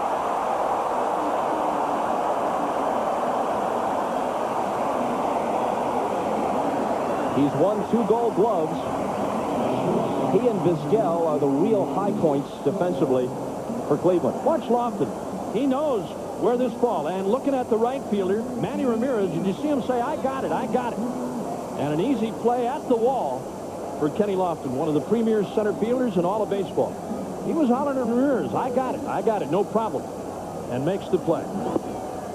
When they give out those outfield Gold Gloves, they don't distinguish left, center, right, which is why Griffey can get one and Lofton can get one in the same year, and Devon White and other people. You know, the other thing that a lot of people tend to forget about Lofton is, you know, his great speed, but the fact that he throws, he's got one of the better throwing arms in the American League. A lot of people don't think he throws well, but he can and does. In the bottom of the 7th, Murray, Ramirez, and Herbert Perry are the scheduled hitters against Johnson. Soho pulled off that ball, but still manages a single to center. I'll tell you, that guy's a hacker and slasher. I mean, he's up there cutting all the time. Pitches high and away, down low and inside, Bob. I mean, he hits all over the ballpark. He'll take an off-speed pitch and drive it to left down the line in the corner. Something high and outside, he'll take you to right. This pitch is out of the strike zone. Watch this. Watch where he gets this ball. Way outside and up. And lines it to center. Here it is again. Watch this. That ball's high and outside. From mid-August on, Soho hit .325 and became the regular shortstop. Wilson has struck out both times against Nagy. They thought the job would go this year to the former Indian, Felix Fermin. What a steal for Cleveland when they got Vizquel for Fermin. They thought Fermin would keep the job warm until the young phenom Alex Rodriguez took over and became their shortstop for a long time. But then Soho just out-hit Fermin, who hit just .195 for the year. There's that swerve and it's up high. And Soho became the starting shortstop when it really mattered as the Mariners overcame that 13.5-game deficit in the West. Now he gives you a lot more offensively, as you said, and he's not all that bad at shortstop.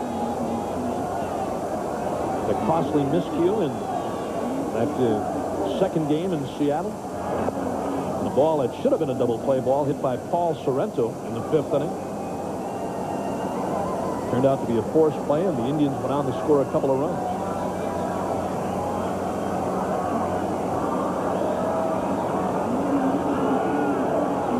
Nagy's 2-0 pitch to Wilson is in there. I'll tell you, Rick Reed is being rather lenient tonight with the outside corner. And again, I mean, if you're a hitter up there, and you know, here's a situation. Mark Wiley now coming out to talk with Charles Nagy. But you're up there in this situation as a catcher, Bob. It's really tough on you. When you're back there catching, and a pitch like that is in there, and you get the strike call, you know it's a bad pitch. I mean, you know it's a borderline pitch. You're up there hitting, and it's called against you. You know where the pitch is. It's borderline, but you get the same pitch catching, and you better be ready to whack at it if you're up there hitting. Wiley back into the Indian dugout after a short conference with Charles Nagy. That's Bud Black sitting there. Former Indian and Kansas City Royal left-hander. Darn good pitcher in his time. Absolutely. 2-1 pitch to Wilson. It's softly into right. Ramirez almost in his tracks. No runs ahead, a man left. Stretch time at Jacobs Field. Indians down by 1. Back to Jacobs Field in a moment, but first we finally have a score in Atlanta. Bottom of the 6th, the catcher Charlie O'Brien at the plate facing David Wells with 2 on, and Wells gives up the 3-run home run. Big home run to left for Charlie O'Brien as he gives his battery mate Greg Maddux a 3-0 lead to work with. Back to Jacobs Field. Well, both this year and historically, Greg Maddux has not been as good a pitcher in postseason as during the regular season, certain to win his 4th consecutive Cy Young Award. But it is not often that you give him a 3-0 lead. He'll be going to the 7th inning, and he squanders it. So the Reds are looking at being down 0-3.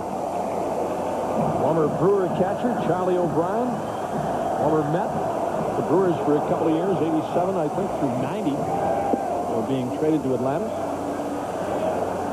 Eddie Murray leading off in the bottom of the 7th. He's 0 for 2.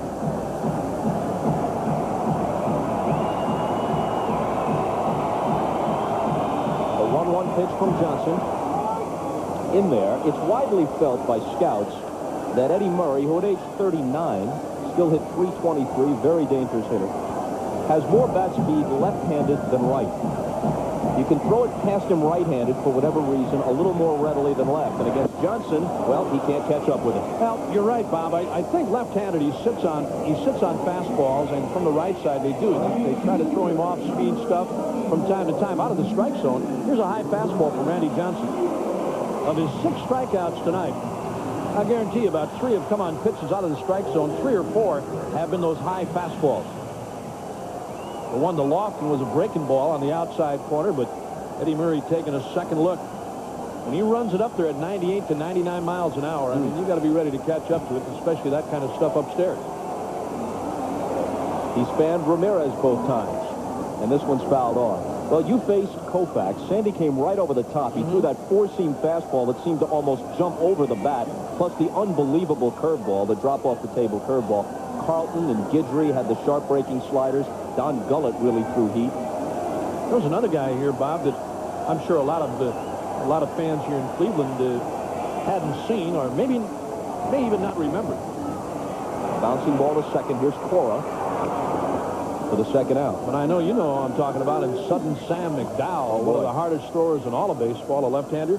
And there's a guy to our right here who's been a Cleveland broadcaster for a long, long, long time, and during his career, which was cut short by a line drive hit off the bat of the Yankees, Gil McDougall. We're talking about Herb Score, who in his young years in the big leagues, and as I said, prior to that injury, there he is, one of the really great guys in the game of baseball. I'll tell you what, there weren't many people that threw harder than that guy and had a great curveball to go along with it. Harry's 0 for 2. We're just talking about left-handers. Oh, yeah. Now, so might as well throw Vida Blue for a while in the early 70s. Absolutely. Bob Veal of the Pittsburgh Pirates could really fire it. Veal was not a guy that had really great control, Bob, but he had great velocity and a good breaking ball. I mean, he was another one of those guys. You better be ready when you go up there, right-handed or left-handed. I mean, you always talk about left-handers having such a tough time against certain left-handed pitchers. Well, I'll tell you what, right-handers have a tough time against guys like Johnson and Koufax and the Carltons and people like that. Well, in Johnson's case, and in the case of Carlton and Guidry, when that slider breaks down and in to the right-handed hitter, it's just devastating. Well, you're frozen all the time. I mean, you know, you're between the devil and the deep blue sea. If a guy is throwing that hard, you can't hit them both. I mean, it's almost impossible up to 2 strikes until you're protecting the plate. You know, I mean, until you're maybe shortening your stroke a little bit to try and get the bat on the ball. Does he throw as hard as Koufax? Oh, I think he throws, yeah. I think he throws as hard as Sandy. Sandy had the, as you said, you talked about Sandy's fastball. He was right over the top. This guy comes a little three-quarter sidearm, has a tendency to run away a little bit. Sandy's ball, a four-seamer, what had a hop on it. I mean, when you throw a four-seam fastball, it comes off your fingers. The ball has a backspin on it, and when you throw that hard, it has a little hop. I mean, he could throw a ball at your waist when it got to your, it would be at your chest somewhere around there. It was going to be a bad pitch. I'd love to catch a guy like this. I really would. 2 out, nobody on, and Perry lines one foul, so the count to him holds 2 and 2. You know, is his slider as good as Carlton or Guidry? I think they're both in the same category, Guidry and Carlton. With this guy's breaking ball, it's not a real big breaking ball, but it's hard.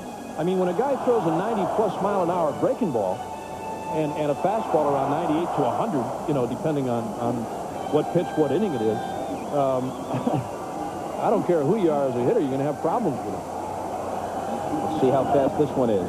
88 as he took something off. You know, what you're talking about, the overpowering fastball near 100 and a slider up over 90. Yeah. That was J.R. Richard from the right side with the Houston Astros. You saw him. I saw him. I faced him. Plus, he was nearly as tall. He was 6'8", Johnson 6'10". Just scared the heck out of you. Very hard thrower, yep.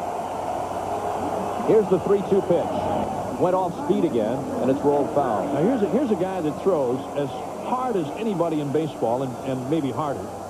With a 3-2 pitch and 2 outs against Herbert Perry, not taking a chance, throws a breaking ball. He's got Sandy Alomar due next, and threw the 3-2 breaking ball on Perry. That shows you the difference in this guy, Bob, and I know you've watched him for a long time. Alomar is going to be next. But his breaking stuff and his control has improved so much, it's made him an outstanding pitcher.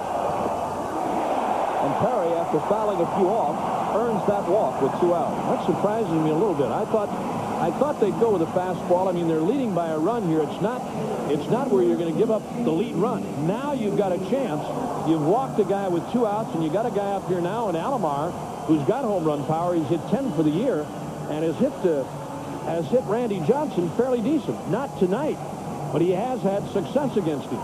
So I'm surprised you go with a breaking ball to a hitter like Perry, who hasn't been playing all that much, and instead to face Alomar with a runner on. Alomar's gone to the rose-colored bat like Baerga. I wonder if they're sharing the same stick. I don't know what that fastball was, but I'll guarantee you that's one of the better ones that he's thrown tonight. That one was not 88 miles an hour. That was in the high 90s. Watch this fastball. I mean, bow. Inside corner, and really tied up Alomar. Just running right in on him. Oh, boy. Now the 0-1 pitch to Sandy. The runner is going. Here's the throw from Wilson. It's a perfect throw, and they cut him down. Not a bad gamble trying to get him into scoring position, but Wilson nails him. Back to Jacobs Field in a moment. 3-0 Atlanta, top of the 7th. A runner on first for Greg Maddox, and 1 out facing Jeff Branson. Branson, the long fly ball, but look at Marquise Grissom. The speedy Grissom covering a ton of ground to save a run there, and Atlanta still with a shutout. 3-0 in the 7th. Up in the bullpen now for Cleveland, the right-hander Julian Tavares, the left-hander Paul Ossenmacher. This inning begins with Cora. Then they get into that left-right heart of the order. Griffey from the left side. Coleman, I should say. Cora on deck. Getting a batter ahead of myself. But eventually they get into that left-right situation. And Hargrove wants to have the southpaw and the right-hander ready. Top of the order, Coleman, then Cora, and then Griffey. It's a real luxury for Hargrove, and Piniella admitted as much tonight. You asked him the same question, Bob. You know, when you've got this situation, Coleman, the Cora, you got Griffey, then Edgar Martinez, a right-handed batter, Tino, a left-handed batter to follow, then Jay Buhner, and he's got that kind of a bullpen where he can go left-hander, left-hander, right-hander, right-hander, whatever. Coleman 0 for 3 tonight, 1 for 11 in the series. Thinks about a bunt and misses it. 1-2. Tomorrow, Andy Bennis goes for Seattle. Ken Hill, who would have pitched Game 4 against the Red Sox, but they swept. So Hill, who hasn't worked in a while, will be the starter. There he is charting pitching. On Sunday, Dennis Martinez comes back for Cleveland, and Chris Bosio gets the ball for Seattle. Coleman got a piece of it and stays in there. Got a piece of the home plate umpire, Rick Reed, too. That one just in the lower portion of the mast. Didn't get underneath the mast. Here it is one more time. Watch this ball pop up. And off the shoulder pad. I thought it got him under the mast, but off the shoulder pad. Some umpires wear a chest protector similar to a catcher, but on each shoulder they have almost a football-type shoulder pad to protect that exposed area. He tries to bunt with 2 strikes out in front of the plate. Alomar got him at first.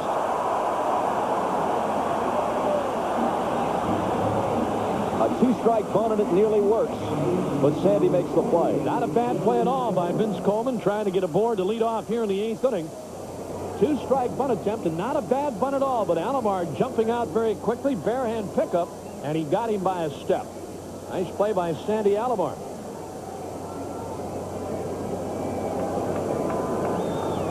There it is from another angle to finish it off. And here's Cora, hit by a pitch, grounded out twice. Baerga snatches it and retires it. Sharply hit ground ball by Cora, but a nice pick by Baerga. Throw him out for the 2nd inning. What is a good ball game. It really is. Here it is one more time. That's a fastball from Nagy. And Cora pulls it. Baerga, tricky little hop, but he plays it nicely and throws him out.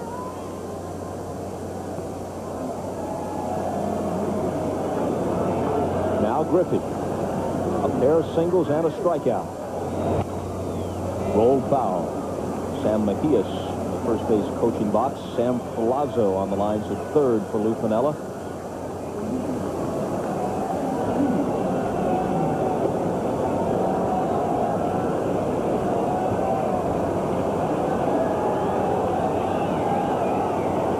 He didn't need the extended postseason to get there. In just 7 games, he's cleared the wall 6 times. You know, I thought tonight against Nagy, and with the type of stuff that Nagy throws, if he made a mistake on Griffey, got a breaking ball up and around from the middle to the inside up, that Griffey might take him deep. But he's really pitched him well so far. The off-speed stuff is down low and inside. And again, Griffey's last time up in the 6th inning when he called him out on a 3rd strike, that being Rick Reed, it was a pitch off the outside corner, right around the outside, a change of pace. 2-1 to Junior. You said before this game you wanted to bet somebody that Nagy would strike out as many as Johnson. What kind of odds do you think you could have gotten? You're right. Absolutely. They each have 6. Here's what I was talking about a minute ago, Bob. That low inside breaking ball on Griffey. Junior had a couple of hits his first 2 times up, a single to center in the opening inning. Then singled and scored on an air in the 3rd. There's that last breaking ball down low and inside, and this crowd coming alive here in Cleveland. As they did in Seattle, they're on their feet. The 2-2 pitch. Full count to Griffey. Alomar held it there, trying to coax Rick Reed into the call. Yeah, Nagy wanted that one. A very close pitch on the inside corner. After throwing the off-speed stuff, he comes with a fastball and just missed. And the payoff. A little bouncer. It stays fair. You saw the indication from Dale Ford, and Perry makes the unassisted putout to the bottom of the 8th. Still 2-1. Alvaro Espinosa on deck as we start the bottom of the 8th, which brings us to the MCI proof positive replay of the game.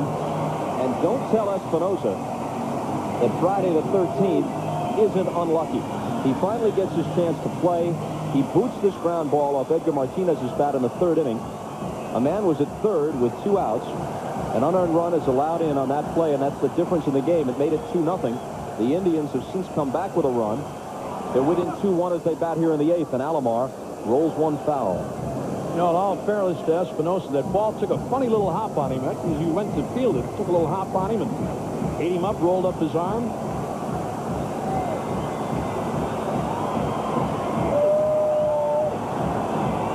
Nagy has pretty well dueled Johnson on equal terms. Here's a soft fly ball on the right. Buhner coming on, and he makes the catch.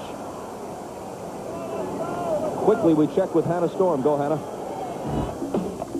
Well, Bob, Chipper Jones with a man on, bottom of the 7th, facing reliever Xavier Hernandez. And Jones with a 2-run home run. His 3rd homer of the postseason, his 3rd hit of the night. The Braves are up 5-0, and they got to be thinking sweep at this point, Bob.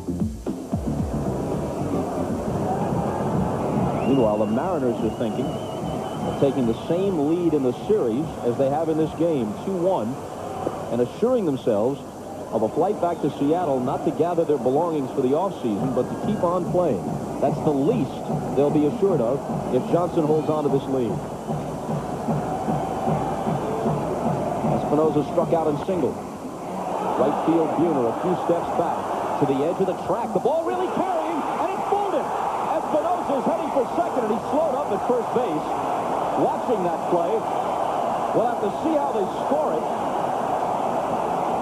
There's a crosswind, at least there has been most of the night, and maybe that turned this into a tricky play for Buhner. Well, it really fooled him, Bob. I mean, a ball hit fairly well by Espinosa. That ball really fooled Buhner, backpedaling, and then the ball over his head, and Espinosa winds up at second.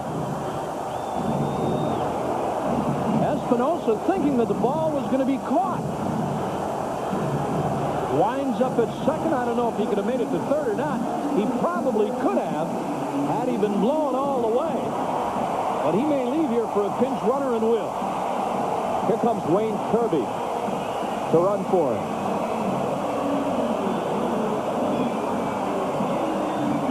Fourth outfielder, veteran bench player.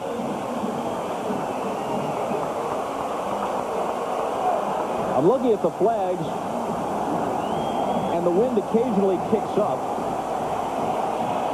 It appeared calm, though, a moment ago when Buhner misplayed the ball. Yeah, I think Espinosa just hit the ball better than Buhner thought he did. Now Lofton. 1 for 3. That hit was a triple. He scored the Indians' only run.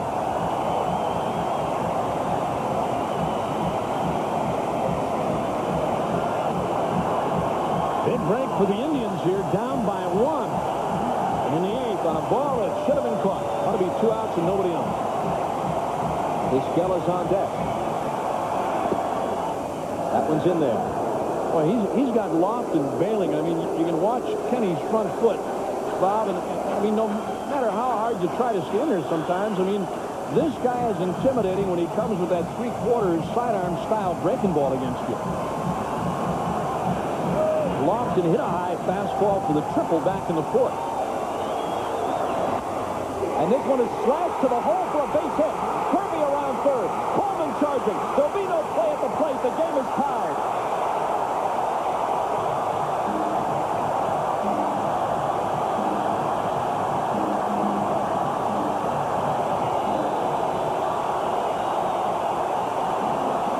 Buhner knows it shouldn't be that way, and his expression in right field tells you that. And a great move by Mike Hargrove with Soho, I should say, with the runner Espinosa at second.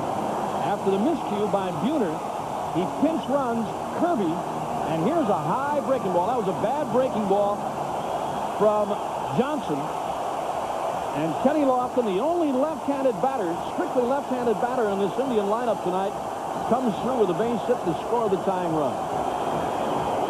And where you saw Blowers playing tells you why speed helps your batting average. It isn't just the infield hits and the bunts. He has to be close at third base, and a ball that might have been playable if he were back further. The runner is going, and here's Wilson's throw, and sliding in headlong is Kenny Lofton with his first steal of this series. He's led the league in steals 4 consecutive years. He swiped 54 this year. He's been nursing a sore left hamstring, but we saw him go full throttle for the triple earlier, and he steals a base here. Just to finish up the thought, respecting his speed, Blowers was in close, and that allows the base hit when Kenny slashed it to left. Well, I talked to him earlier, and in talking about his ability to run, is he 100%? He said, I'm ready to play. I'm ready to go. And an easy steal of second against the big left-hander, Randy Johnson. Despite the throw, not a bad throw from Dan Wilson. And don't be surprised if Lofton tries for third. There's only 1 out. And a run in here in the 8th inning. You know, back in the 7th, Wilson made a heck of a throw to cut down Herbert Perry on a steal attempt to end that inning. Lofton just outran it that time and had a good jump against Randy Johnson. Don't be surprised if he goes for third. Soho trying to keep him close out at second.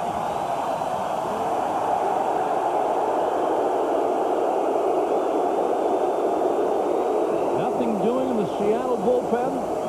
Tied here at 2 and the big unit on. With the exception of Charlton, Piniella doesn't have nearly the confidence in his pen that Hargrove has in his. Throw in behind, and Lofton dives in.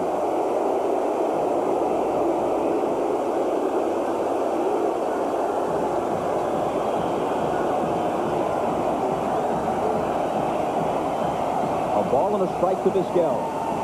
Watch the lead that Lofton gets at second. And Soho trying to keep him close out there. Look where he is. He's a good 10 to 15 feet off the bag. He tries to bunt again. Wilson off with the mask and makes the play. Meanwhile, what that does, although Vizquel couldn't take advantage of it, it scrambles your whole infield and creates all kinds of holes for the hitter.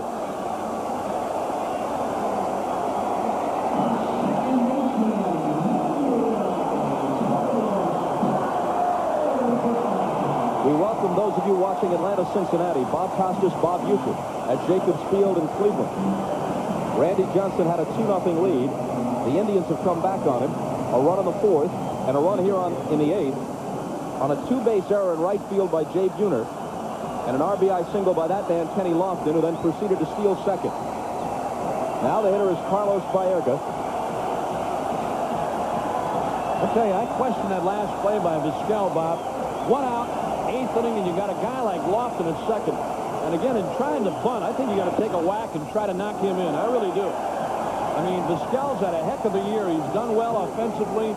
He's done everything you could ask for defensively. I think you got to go. You got to try to hit the ball. You got to try and knock in the run, man. That's a big run. And bunting for the hit, obviously, not the sacrifice with 1 out. Yep. Tried it twice, as a matter of fact. I think you got to go, man. I really do. I think you got to try and knock him in. You can't put all the heat on Baerga. And Johnson steps off. Baerga singled back in the 4th and 1 for 3. There's Lofton out at second. While we have a chance, Wilson going to the mound to talk to Johnson. For those of you who are watching the Braves and the Reds, here's the way this inning is developed. With 1 out, Alvaro Espinosa skies one to right. Buhner thinks he's got it lined up, and then the ball sails on him just off the edge of his glove for what was ruled a 2-base error. Then Wayne Kirby ran for Espinosa at second, and Lofton lined a single past the diving Blowers at third base and into left field. Kirby scored easily to tie the game. After Lofton stole second with 1 out, Vizquel tried to bunt and fouled out. Now it's Baerga. The 1-0 pitch from Johnson. Ground ball to Soho. A long throw is in time. On to the 9th at Jacobs Field. Mariners 2, Indians 2. With the score tied, Mike Hargrove goes to Jose Mesa in the 9th. This is only the 6th time he has pitched this year when the team was not ahead. 46 or 48, easily the best in baseball, with an ERA that's just microscopic, 1.13. And generally, they would only use him with a lead. But here, in the playoffs, in the 9th inning, and with Bell, Murray, and Ramirez, the scheduled hitters in the bottom half, Hargrove will ask Mesa to hold the Mariners in check and give his team a chance to win it in the 9th. Espinosa's out of the game. They ran for him in the bottom of the 8th. There's Jim Thome in at third base. Martinez to the plate. Swings at the first pitch. Backhanded play by Baerga from the outfield grass. He keeps Edgar Martinez hitless both tonight and in the series. This 1995 League Championship Series game is brought to you by Smooth Busch Beer and Easy Drinkin' Busch Light, Gillette Sensor XL and the Gillette Series. Gillette, the best a man can get, and Oldsmobile and your local Oldsmobile retailers. Edgar Martinez picked a very bad time, if in fact he picked it rather than Indian pitching inflicting it upon him, to have his longest hitless streak of the year. He's now 0 for his last 10 during the regular season, never longer than 0 for 8. A strike to Tino Martinez. And Seattle here going to have to turn it up a notch or two against the right-hander Jose Mesa. After seeing all of the off-speed stuff from Charles Nagy, a lot of breaking stuff, now it's heat. Good fastball and a very good slider. There's the two-seam fastball that he added this year to the four-seamer. The two-seamer with the sinking action really gave him another dimension. That's a diving-type pitch, a sinking-type fastball. A four-seamer is the rider that'll jump up on you very quick-like because he throws so very hard. Edgar Martinez, as did Manny Ramirez, took a 1 for 12 or 1 for 13, 0 for 13 before he finally came up with a base hit, then has the 4 for 4 game in Game 2 in Seattle.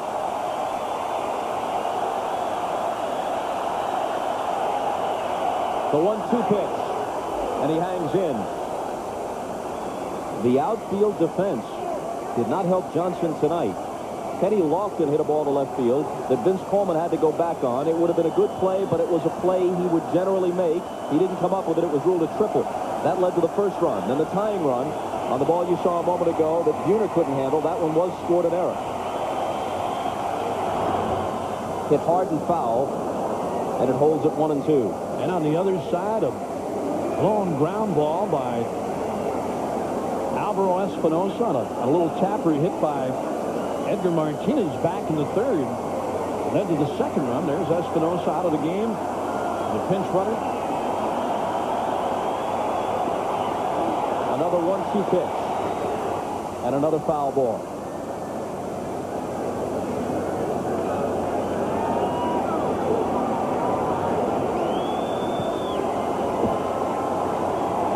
Jose Mesa had 2 career saves prior to this year. He'd been a starter in the Oriole organization.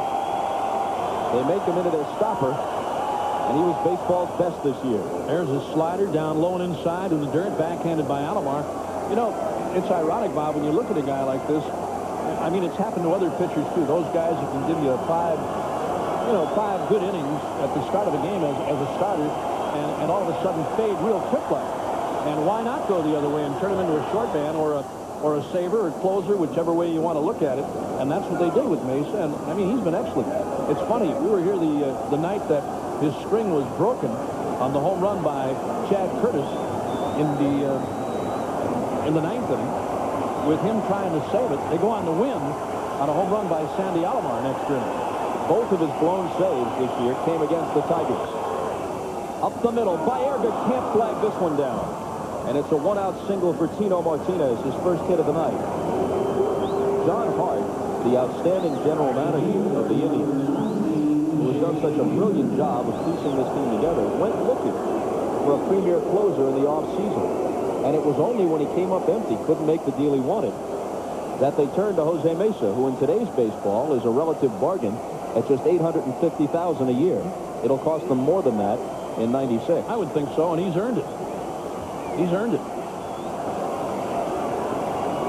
Now Buhner, who earlier might have worn the hero's laurels for a long home run on Charles Nagy, but now is looking to atone for his error a half inning ago. Here's a look at the play while we have a chance. A different angle, our producer John Gonzalez and director Andy Rosenberg tell us. Well, the routine fly ball off the bat of Espinosa was hit fairly well, but only to the warning track. Buhner backpedaling, misplayed it for an error, and they get a run to tie it at 2. 1-0 pitch. Mesa has it. And a double play. A ball that might have put a hole in his chest. Instead, he puts a dent in the Mariners' hopes. The Indians now with a chance to win it.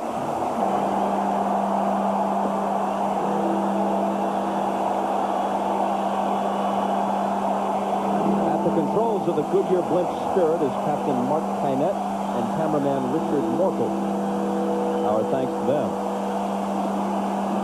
Randy Johnson stays in there to the ninth. At least he was taking his warm-ups, and here comes Lou Piniella.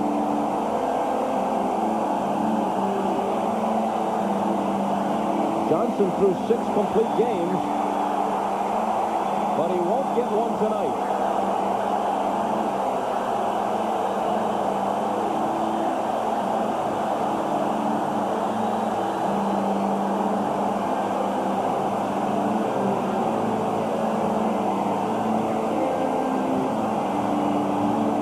great job by Randy Johnson tonight. There's nothing to be ashamed of with that performance, I'll guarantee you that. Norm Charlton is coming in from the Seattle bullpen. But again, both of these clubs, Bob, with a run unearned to keep one or the other. Mariners first in the lead with an unearned run, and then Cleveland comes back on the misplayed fly ball by Buhner. They pick up an unearned run against Randy Johnson, who leaves the game, but a great effort. I like this move, I really do. You know, I think in looking at what Pinella's doing here tonight, he told us before the game that Charlton was ready. There was no problem with Norm Charlton, but to leave a guy in a game, Johnson may be losing just a little bit. He's pitched a great game here tonight. To leave him in there and take a chance on maybe losing a game, I like this move, I really do.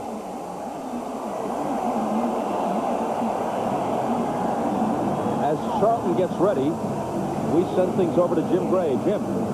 All right, Bob. Lou Piniella, I don't think he wanted Randy Johnson to go out, and Johnson was not expecting to come out here in the 9th inning. He had to summons him from the back of the clubhouse and told him to go on out. Piniella was having trouble getting anybody out in the bullpen to pick up the telephone, so he told him, just go out there and throw a few pitches, and I'll come and get you before we start. Bob? Well, he bought some time, and now Charlton comes on. He'll face 3 right-handed hitters. Bell, Murray, the switch hitter from the right side, and then Ramirez, all of them capable of ending the game with one swing. The real story of this game is the work of Charles Nagy. As we said at the beginning, Mike Hargrove probably would have been content if Nagy could have gone 6 or maybe 7 strong innings and kept them close. He yielded 2 runs. One of them was unearned, as you said, Duke. The other came on a Buhner home run. And he pitched as well, every bit as well, as Randy Johnson tonight. Oh, absolutely. I don't take anything away from Charles Nagy, and we said that at the top of the telecast, Bob, that he's very capable of keeping you in a ball game and winning a big ball game for you, and that's just what he did for the Indians here tonight. Listen to this. Johnson goes 8 innings, allows 2 runs, 1 of them earned, 4 hits, strikes out 6. Nagy went 8 innings, 2 runs, 1 of them earned, 5 hits in 8 innings. He struck out 6. Virtually identical. Yep. Great effort by both guys tonight.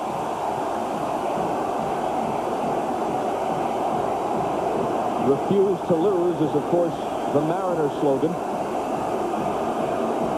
They try to turn it around here in Cleveland. Albert Bell in the bottom of the 9th and a called strike. Randy Johnson threw exactly 100 pitches. They would use him in Game 6 on 3 days rest, Tuesday in Seattle, if they're trailing in the series, 3 games to 2. Bell was 0 for 3 against Johnson. Bouncing ball foul. Ask Jeff Newman in the third base coaching box. Now again, in removing Randy Johnson and going to their main man now, who's been Charlton for the last month and a half of the season or so. It was Bobby Ayala who started out as the Mariners closer, and he failed. Piniella went to this guy, Norm Charlton, and he has been unbelievable. He's been outstanding. The 0-2 to Albert. Excuse me, Bob. And Bell hit by a pitch. I'm just going to say, Charlton's got a great splitter, and he hits Bell with a fastball here. And the Indians have the lead run, winning run on. Nobody out. Hit him with an 0-2 pitch. That'll make you grind your teeth. You know, I thought he might throw a split-fingered fastball here. I don't know if that was or not, but it was a fastball and got Bell in the right foot. And Albert Bell taking a little extra time at first. Yeah, you're right. Low inside fastball nails Albert Bell. But again, you don't want to leave anything out over the plate for this guy either. Albert Bell telling the first base umpire, Dale Ford, he checked in and said, I'm all right, I'm ready.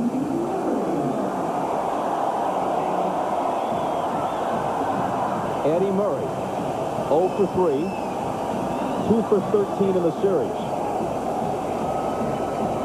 But throughout his illustrious career, one of the toughest late-inning clutch situation outs in all of baseball. Down and in, ball 1. And Norm Charlton with that split-fingered fastball down low and inside on Eddie Murray. Here's another guy. following surgery that has almost come back to what he was prior to the surgery. His fastball is coming back, and he's got that good splitter. His 1-0 pitch, and Eddie fouls it back. We're in the ninth. Tied at 2, game 3, series even at 1. Bell at first, nobody out. Murray at the plate. Ramirez on deck.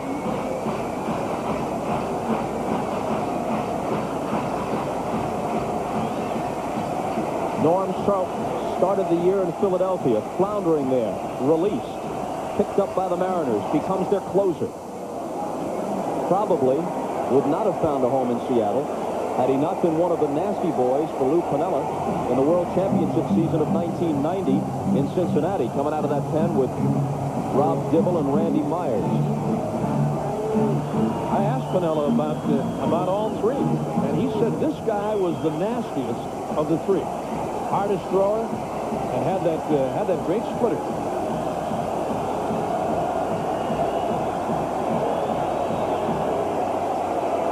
The 1-2 pitch. Double play ball to short. Soho to Cora. They don't turn it. Cora, who is one of the very best at getting rid of the ball on the pivot, and had time with Murray, who is not fast, especially coming out of the box to the right side. Might have felt Bell bearing down on him. Albert was trying to take him out, and Joey never got rid of the throw. I'll tell you, Albert Bell was right there. And glad hands for Bell as he comes back to the dugout. Murray reached out and pulled that outside offering. There's a good throw by Soho. And again, he had a chance to get rid of that ball, but Albert Bell right on him. And they don't turn it. So again, the Seattle infield. Again, Albert Bell right there on him. Hustling all the way. Fails to turn a key double play or in a double play situation. Anyway, you can't anticipate it. And Bell put Cora up into the air, and Murray reaches. If he gets rid of that throw, and the throw is true, Murray's out. Oh, absolutely. Absolutely.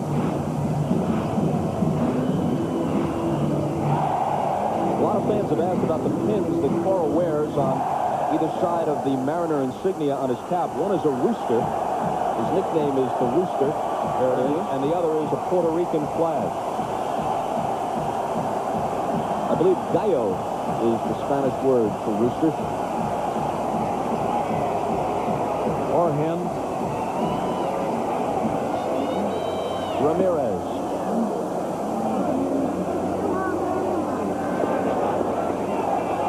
Strike one to Manning. This is that Norm Charlton splitter. Down low in the dirt, saved by Wilson. And the strike on Ramirez.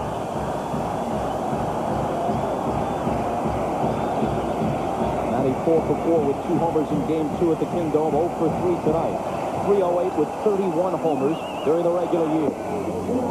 Outside 1-1. Eddie Murray no threat at all to be on the move from first base.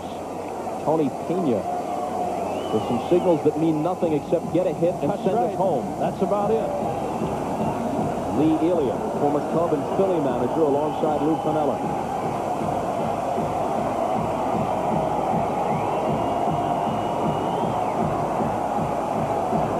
Herbert Perry would be next. Low 2-1. Ramirez trying to stay back, trying to lay off that low splitter. Murray again at first, tried to pull that pitch. With the force at second, Charlton. 2 balls and a strikeout. Good ball game here. To open up this 3-game series. Veteran Eddie Murray at first.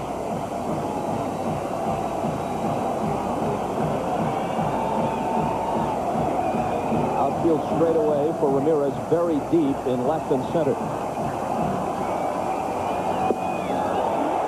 3 balls and a strike. Well, to follow Ramirez, it's going to be Herbert Perry. And do we see Sorrento then or not for the Indians?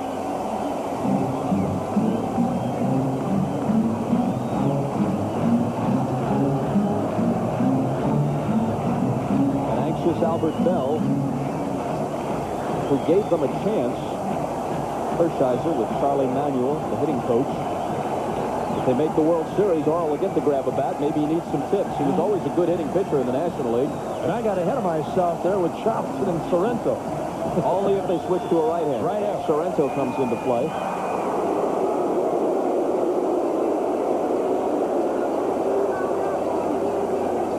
The fans booing because they know that's a waste of time. They Murray's going nowhere. What I said.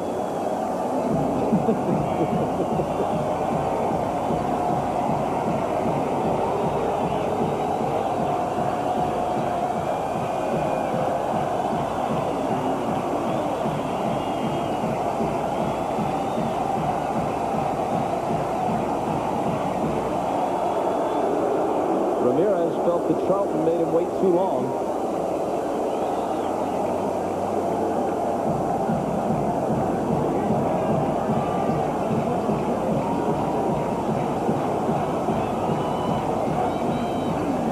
Ramirez hit .410.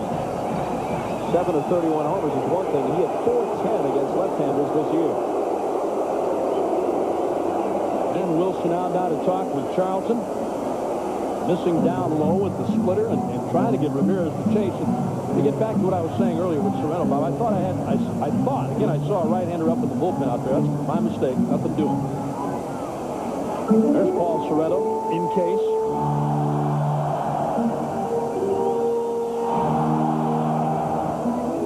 The Indians have, as right-handed hitters, only Tony Pena and the switch-hitting reserve Ruben Amaro available to Hargrove. Sorrento, his only remaining left-handed hitter. We're in the ninth. The 3-1 pitch. Fouled off. And now here's an interesting situation. Murray does not run well. I run him. But if only to stay out of the double play, maybe he takes off. I run him. Tony Pena, Espinosa, who started tonight's game at third. Guy running. Just make sure he throws to the plate. There's nothing wrong with sending a guy like Murray in this situation. If Ramirez strikes out, as he is prone to do, it's an almost certain strikeout throwout. Ramirez fanned 112 times in the regular season.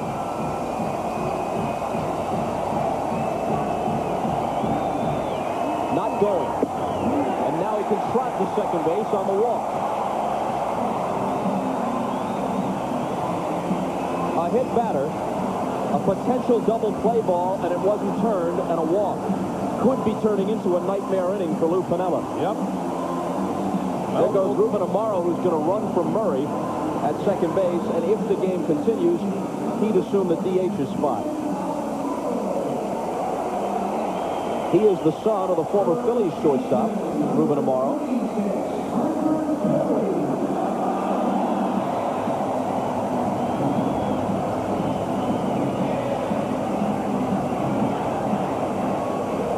Welcome again to those of you watching the Braves and Reds. Back at Jacobs Field, bottom of the ninth. The Indians with 2 men on and 1 out.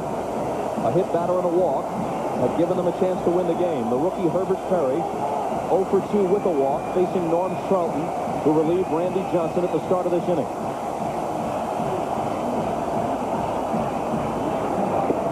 And a called strike one. Perry hit .315 for the year with 3 home runs.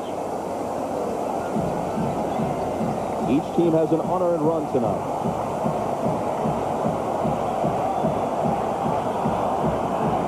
Many in this crowd of 43,000 plus on their feet here in the Indian ninth.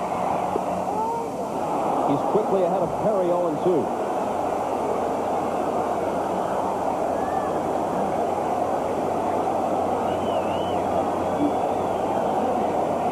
Sandy Alomar Jr. on deck.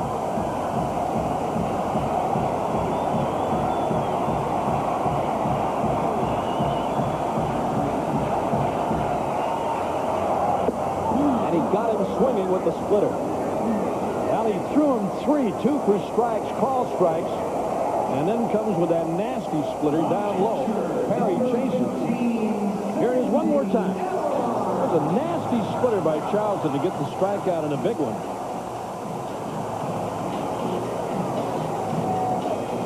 Big strikeout for Charlton. They're all big in this game.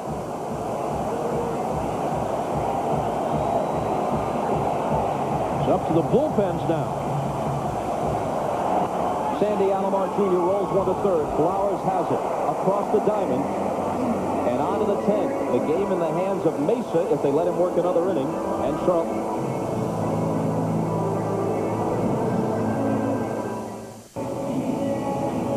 As you see, Jose Mesa did not remove the jacket. He remains in the dugout.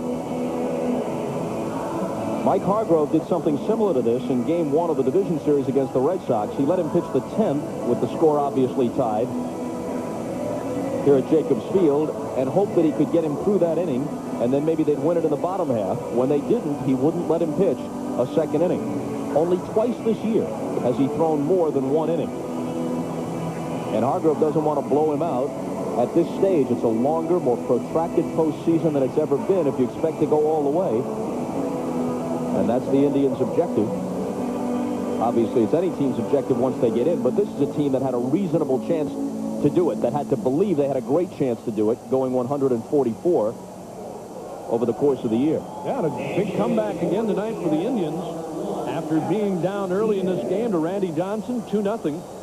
After 3, they finally got on the board in the 4th inning, but I mean, when you're up against a guy like Johnson and you're down 2-0, things are not looking all that well, but they battled back. And again, the unearned run to tie it in the 8th inning, tied at 2 here as we start the 10th. Couple of changes. With Flowers a right-handed hitter due, they go to Alex Diaz as the pinch hitter. He's had one at-bat without a hit, and Flowers departs. And Julian Tavares comes out of the bullpen, youngster from the Dominican Republic. Ball one high and away.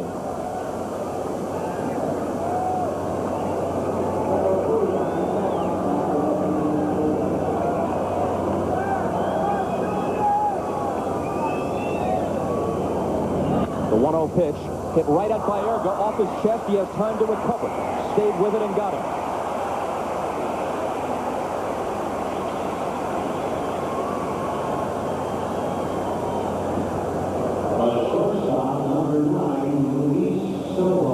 That'll bring up Soho with Wilson the catcher next. Welcome again to those of you watching the game from Atlanta. Bob Costas and Bob Uecker back at Jacobs Field, top of the 10th. Nagy started. Mesa worked an inning after Nagy was brilliant for 8, and now it's Tavares in the 10th. The Cleveland Indians, counting the 13-inning game they won against the Red Sox to start the playoffs, are 14-0 in extra innings this year. They have never lost an extra inning game. 1-1. They have also won more games in their last at-bat than any team in the major leagues. Here's tonight's starter, Charles Nagy, who worked a strong 8 innings, allowed 2 runs, only 1 earned on 6 hits, and struck out 6 tonight. It's a heck of a game. Another hard thrower out of the Indians bullpen, Julian Tavares.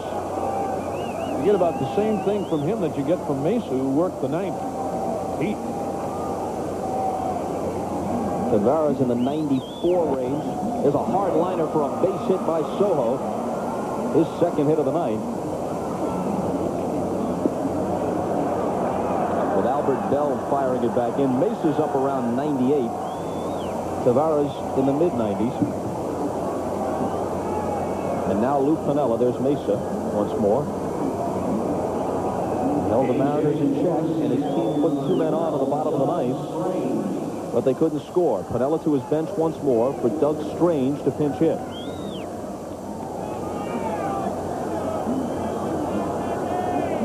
Well, on Friday the 13th, it would be appropriate if someone named Strange did something big. Well, he did something big in that Texas-Seattle series up at the Kingdome, Bob. Hit the big home run against the Rangers to tie the game, and then in the 12th inning, got a base hit and eventually scored the winning run in the game that the Rangers had the lead in. Only to have Strange hit the 2-run homer to tie it. He eventually scores the winning run in 12 innings. 313 as a pinch hitter this year.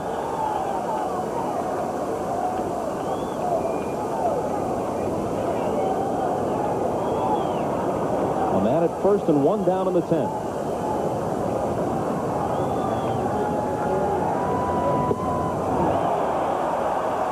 It's a good thing the former Indian Chico Simone isn't around. Remember him, the infielder? Sure, absolutely. Friday the 13th would scare him out of his wits. He was literally afraid of ghosts. Used to stick wads of gum in the keyhole in his hotel room so that the evil spirits couldn't slither through. Yep. Put a towel along the bottom of the door. 0-2. Chico Simone. Back in the days of Chico Simone, Max Alvis, when you could come see the Indians at Municipal Stadium and stretch out among the empty seats.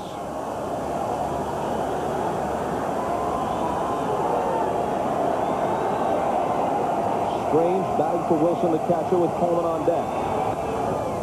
And he pops one into right field, a lazy fly ball that Manny Ramirez tucks away for the second out.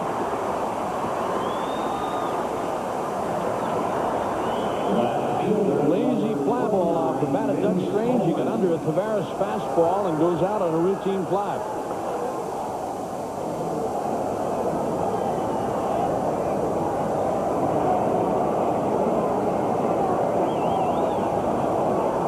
Coleman 0 for 4, as you see, and 1 for 12 in this series. Soho at first. 2 gone in the 10th. And ball 1 to Vince. Coleman deemed expendable by the Royals. Youngsters like Johnny Damon and Michael Tucker in the Royal outfield allowed them to trade him to Seattle, and he really sparked Seattle the last couple of months. Big cut and a miss. Now the Mariners in dire need of a leadoff man. They looked for one for a long, long time, and Pinella said when this guy became available, there you see that swing at a fastball from Tavares. When he became available, they grabbed him. He's done well. He's really been a spark for Seattle. Tavares brings it home on 1-1. A bouncing ball that Baerga takes and goes to the bag himself. And we go to the bottom of the 10th. Tied at 2. Back after this from your local station. Multiple changes for Lou Pinella. Either dressed for Friday the 13th or an early jump on Halloween. Some of the fans here at Jacobs Field. Chris Widger is the catcher. They hit for Wilson in the top half of the 10th. Alex Diaz is in left field. Coleman is out of the game. And Doug Strange is in for Blowers at third.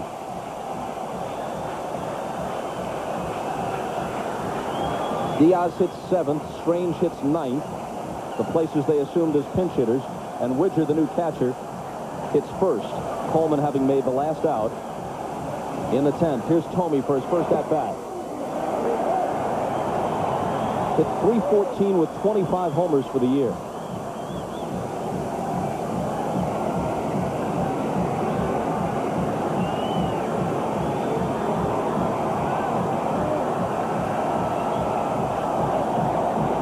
Charlton, his second inning of work. And he falls behind the first hitter 2-0. Now you got to wonder with Lou Pinella and Norm Charlton, Bob. On the other side, Hargrove uses Mesa for an inning only.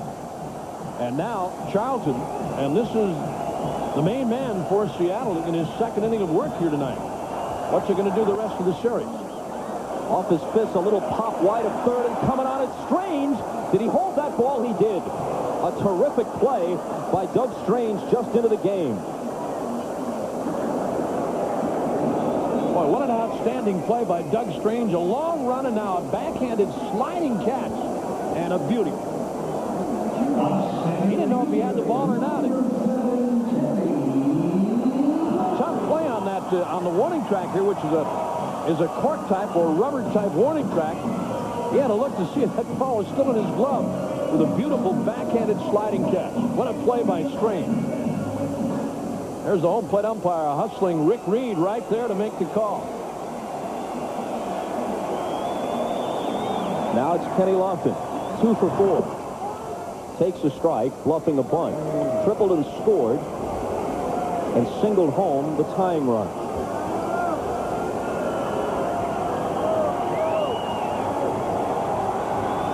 Charlton's 0-1 pitch. Right through the legs of Dave Nelson, the first base coach for the Indians. I know you're going to hustle back to the hotel because after late local news, Jay Leno. You got it, buddy. Guest tonight, Conan O'Brien. And? A double night of Conan, his own show, and guesting with Jay and Boy George. All right. All right. We'll make it. We'll be there. Still fuming about the fact that he hasn't been inducted yet into the Rock and Roll Hall of Fame down the street here. The 0-2 pitch to Lofton. Moves him away. You know, that's the kind of a pitch that I thought Johnson might go to back in the 8th inning when Lofton hit the breaking ball for a single in the left, driving in the run. He had thrown him away, breaking stuff away, and Kenny leaning out and trying to foul those balls. That just froze him, Yep. He couldn't pull the trigger on it. I'm saying, every once in a while, I mean, to pitch high inside, there's nothing wrong with that. And I'm not talking about maiming anybody. I'm just talking about keeping guys honest and keeping guys from reaching out and poking out pitches on the outside corner of the opposite field. There's that high inside fastball from Charlton to move Lofton away. And then picks up the strikeout. Yeah, it may have set up the 1-2 pitch as he got him looking. Here's Vizquel. I'll tell you what, Lofton tonight, again, the only left-handed batter in this Indian lineup against Randy Johnson. Tomey and Sorrento both sat as far as the starting lineup goes. Vizquel is 0 for 3 with a sacrifice fly. He hit 6 home runs during the regular season, in which he hit 266. 2 out, nobody on, bottom of the 10th. Center field, Ken Griffey Jr. On to the 11th at Jacobs Field.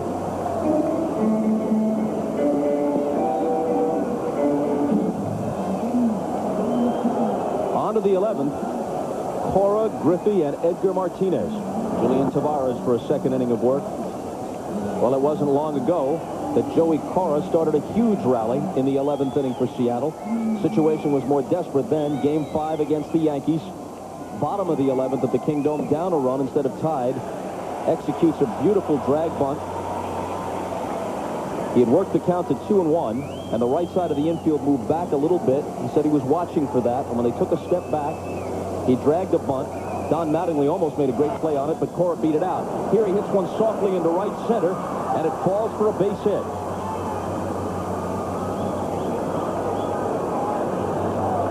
In the 11th inning of that game, after Cora reached to start the inning, Griffey singled, Edgar Martinez doubled him home. Griffey stepping up now with Edgar next.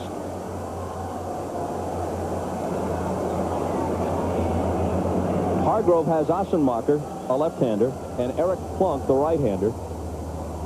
They've both been throwing long enough to be ready. And now we get into the middle of that order that we talked about earlier. Left, right, all of them dangerous. Griffey, Edgar Martinez, Tino Martinez, then back to a right-handed hitter in Jay Buhner. Few bullpens are deep enough to cope with that. Hargrove has already used Mesa, though, remember, so he's a little bit depleted. But that's what he told us as Paul Assenmacher comes in now from the Indian bullpen. And even talking with Lou Piniella tonight, he said it's a great luxury for a guy to have that kind of a bullpen where you can go right, left, depending on who your hitter is. And that's what Hargrove has done here tonight. He makes a change for the 3rd time. It's Mesa Tavares. And now the left-hander Paul Assenmacher to face left-handed batting Ken Griffey. That's been a good ball game tonight, Bob. 2 great efforts by Randy Johnson and Charles Nagy. Nagy with 6 strikeouts, matching Randy Johnson tonight, both working 8 innings, as you said before, and matched each other almost pitch for pitch, inning for inning. And a couple of unearned runs are the difference in this game. The Indians finally tying the game in the 8th inning on an unearned run on that little fly ball hit to Buhner and right, but he misplayed. As Assenmacher takes the ball from Hargrove, we tell you that we'll take you to the gridiron on Sunday. Bill Parcells and his New England Patriots had high hopes for this season. Hasn't worked out that way so far. You'll be seeing them on Sunday. Patriot problems. Broken dreams is what we're calling it. That's part of the pregame show at 12:30 Eastern. And then the kickoffs at 1 Eastern time.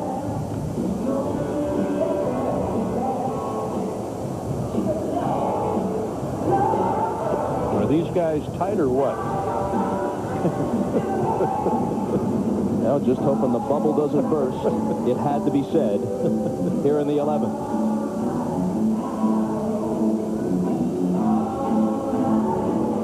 Well, I think you close your right eye when you pitch to Griffey, you close your left eye when you pitch to Edgar.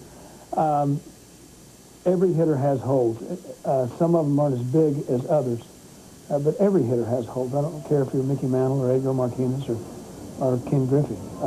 And we've identified those as weaknesses, and if we hit our spots and throw our pitches, as we did against Ken Saco and Mo Vaughn, I mean, we really did not make a mistake with either of those guys.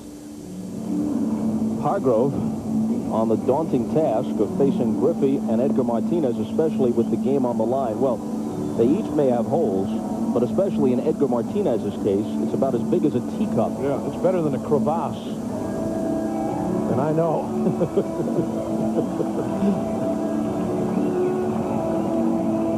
Paul Ossenmacher has led the major leagues in appearances this decade with a number of clubs. And unlike Tavares and Mesa and Plunk and Alan Embry, a left-hander, he doesn't push the radar gun up into the 90s. He's a finesse guy. And in for just one hitter, the left-hander Ken Griffey Jr. And with a left-hander up there now, in Ossenmacher, working to Griffey. Also keeps that runner at first. Joey Cora a little closer to the bag. Good pitch, good spot, strike one to Jr. Griffey's first two times up tonight, he had a couple of flare hits, a little single to center and a single to right, scoring the second run for the Mariners back in the third to make it a 2-0 game at that time. Lifts one to center. Lofton is there for the first out.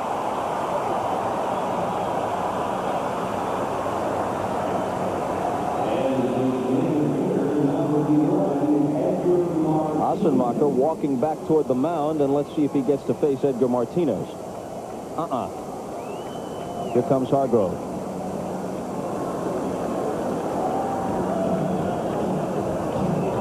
Boy, how many times have we seen this with the Indians this year? And just as Hargrove said, here comes Eric Plunk. And what a luxury. I mean, really, what a luxury for a club like the Indians to be able to do this. Ossenmacher threw 2 pitches, got the job done, retired Griffey. We'll be right back.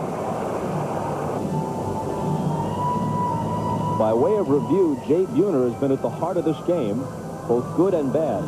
Let's go back to his first at-bat against Charles Nagy, a guy he has simply owned. This is the 3rd homer he's hit off Nagy this year, a leadoff shot in the 2nd. That made it 1-0. Eventually, they led 2-0. It was down to 2-1 when in the 8th, Espinoza hit one toward Buhner and right, a play he should have made. He misjudged it. It went as a 2-base error. And eventually, that runner scored on a single by Kenny Lofton to tie the game at 2.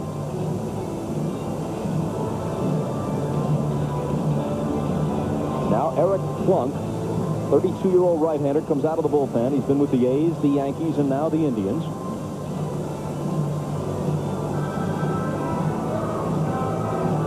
Here's a guy, another hard thrower for the Indians. And normally he's the setup guy for Jose Mesa. This is the guy you normally see for the Indians in the 8th inning. But tonight it's a reversal of roles. Mesa has already worked in the game. There he is. He worked the 9th. And made a heck of a play on a liner hit by Jay Buhner.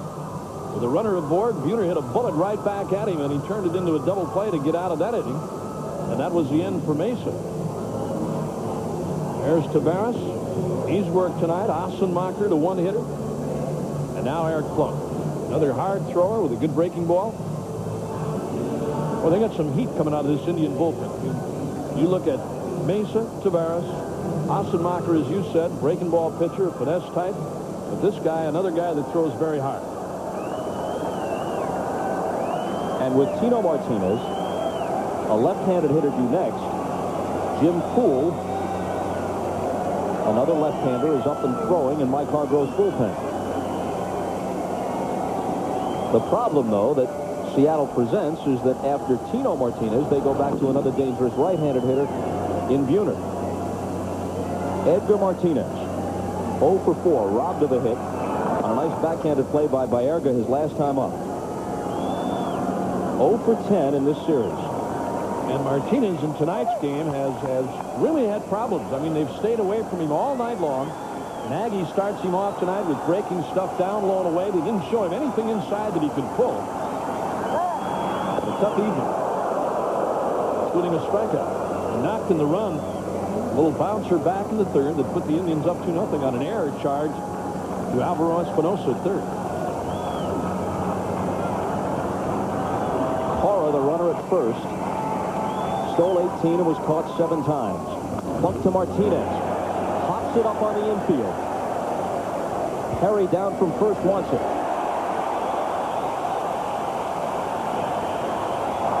For those who have been watching the Atlanta-Cincinnati game, you may not have heard us say this earlier. I know that the Cleveland-Seattle audience is more than familiar with it. He had never gone longer than 8 at-bats or longer than 2 consecutive games at any time this year. American League batting champion at 356 without a hit. He's hitless in this series and 0 for 11 overall. And it's not that he hasn't had some decent pitches to hit tonight. I mean, every time he's been up there, he's had a ball that he can drive someplace. A couple of pop-ups tonight. He's reached on an error, strikeout, a little ground ball. Baerga made a nice play on him back in the 9th on a sharply hit ground ball, but other than that, he's had a tough evening. They're going to let Plunk stay in against the left-hander Tino Martinez. High and away for a ball. Now, in the bottom of the 11th, Baerga, Bell, and Ruben Amaro, who now occupies the DH spot instead of Eddie Murray after they went with a pinch runner for Eddie. Off-speed pitch drops in there for a strike. There's the breaking ball from Plunk. The strike, and you know, Bob, depending on what Piniella does in the bottom half of the 11th inning, pitching-wise, we may see a pinch hitter in that inning for Amaro even. 2-1. Well, Charlton has worked 2 innings. Piniella letting his stopper go at least 1 inning beyond what Hargrove was willing to ask of his #1 guy, Mesa, who pitched just the top of the 9th and then left. There goes Cora. Here comes the throw from Alomar. Not in time. So Cora gets himself into scoring position as the count runs out to 3-1 on Tino Martinez. Pretty nice play by Alomar on a tough pitch to handle. That ball was in the dirt. He dug it on a short hop. And this is not a bad throw at all with Vizquel covering and Joey Cora in there just beating the throw. He had a good jump against Plunk and steals second. And now as we come back live, they're just going to complete the walk. They give him ball 4 on the 3-1 pitch intentionally. And they'll take their chances with Buhner.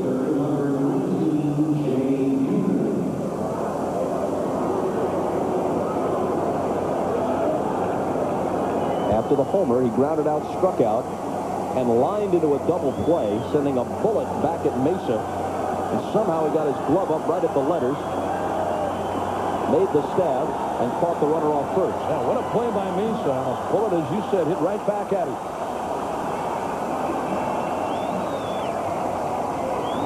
2 on, 2 out, and Buhner takes his strike. Well, the outfield for Buhner. Bell again playing well off the line and left. They're not playing him as a pull hitter by any means. He's actually bunching on Lofton in center, who shades slightly in the right center. And then Ramirez a good 80 feet off the line in right. Both lines wide open for Buhner. For his career against Plunk, Buhner 5 for 15. 1 of the 5 hits a homer. A drive to right center field. Ramirez going back. But all he can do is watch. It's gone for Buhner's second home run of the night. This one a 3-run shot. He puts the error in right field behind him, and he puts the Indians behind by 3 in the top half of the 11th. What a redeemer for Buhner. Fastball around the outside corner, and he goes right with it. You know, earlier in the game, Bob, and in talking tonight about Buhner with Lou Piniella and some of the other Mariner players, he's got the kind of power that he can can take you deep the other way. I mean, he's not the kind of a guy who's going to hit you to left field or left center all the time. He can take you deep to right center. And when that ball was hit, Lofton just turned around and watched it go. He knew as soon as it was hit, it was out of here. Now Diaz cuts and misses.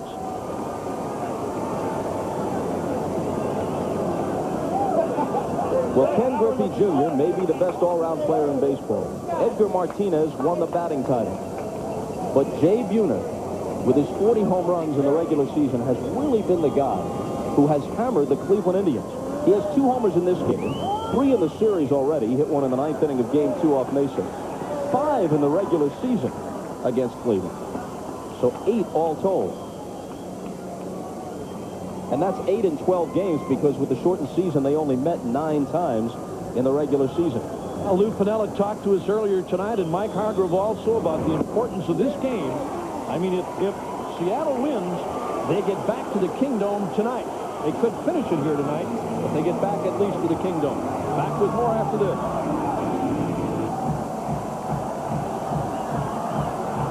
The second of 2 homers by Jay Buhner puts the Indians in a spot where they need 3 to tie, and they're going to let Norm Charlton work his 3rd inning.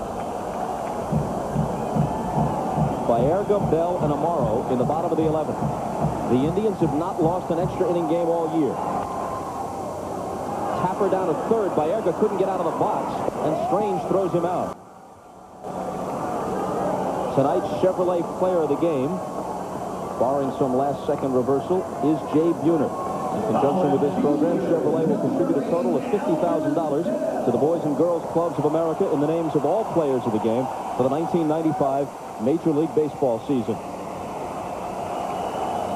Now, here it is again, that low outside fastball from Plunk, and as soon as Buhner hit it, he knew. He knew it was gone. Kenny Lofton just turned around and watched it right out of here. And a big 3-run homer for Jay Buhner. Big night for him. Second home run in this game, 4 runs batted in. Albert Bell hops up on the first pitch into shallow right, and Buhner is there. When this one is over, your link local news in most parts of the country, and then Jay Leno. I'll be there. Oh, I know. You were a huge Culture Club fan. Culture Club was your band, and so Boy George, guesting on the Leno Show, excites you along with Conan O'Brien. Yes, sir. Albert was 0 for 4 and hit by a pitch tonight.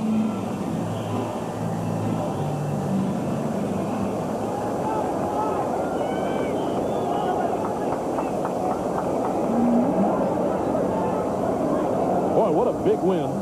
If indeed they do finish it up here tonight on top, talking about Seattle. And that'll all fired up before the game tonight, Bob, and talked about how important this game was. Tomorrow, Andy Benes against Ken Hill. Game 5 Sunday. Basio against Martinez. Quickly 0-2 to the switch hitter, Ruben Amaro Jr. You played with his dad for a while, didn't you? Yeah. Philadelphia? Yeah, I knew his dad a long time, sure. Good shortstop. Shortstop, good shortstop. Very good shortstop. Ruben, a right-handed batter. Ruben, senior. Junior switch hitter. Hit hard and foul.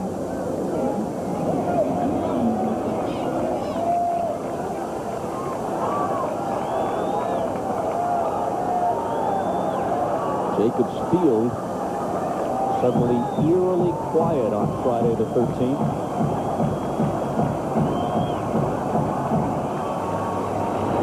If anybody here walked under a ladder or had a black cat cross its path on the way to Jacobs Field, they regret it now.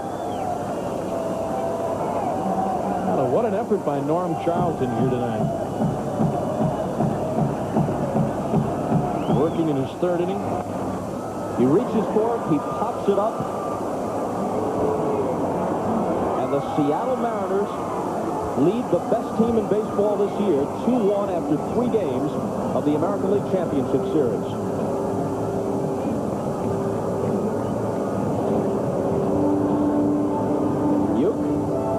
We'll turn around and I'll see you tomorrow for Game 4. This was a lot of fun, good ball game. First extra inning game the Indians have lost all year. Yep. For Bob Uecker, I'm Bob Costas, and for all of us at Jacobs Field in Cleveland. Thanks for being with us, and we'll see you tomorrow night.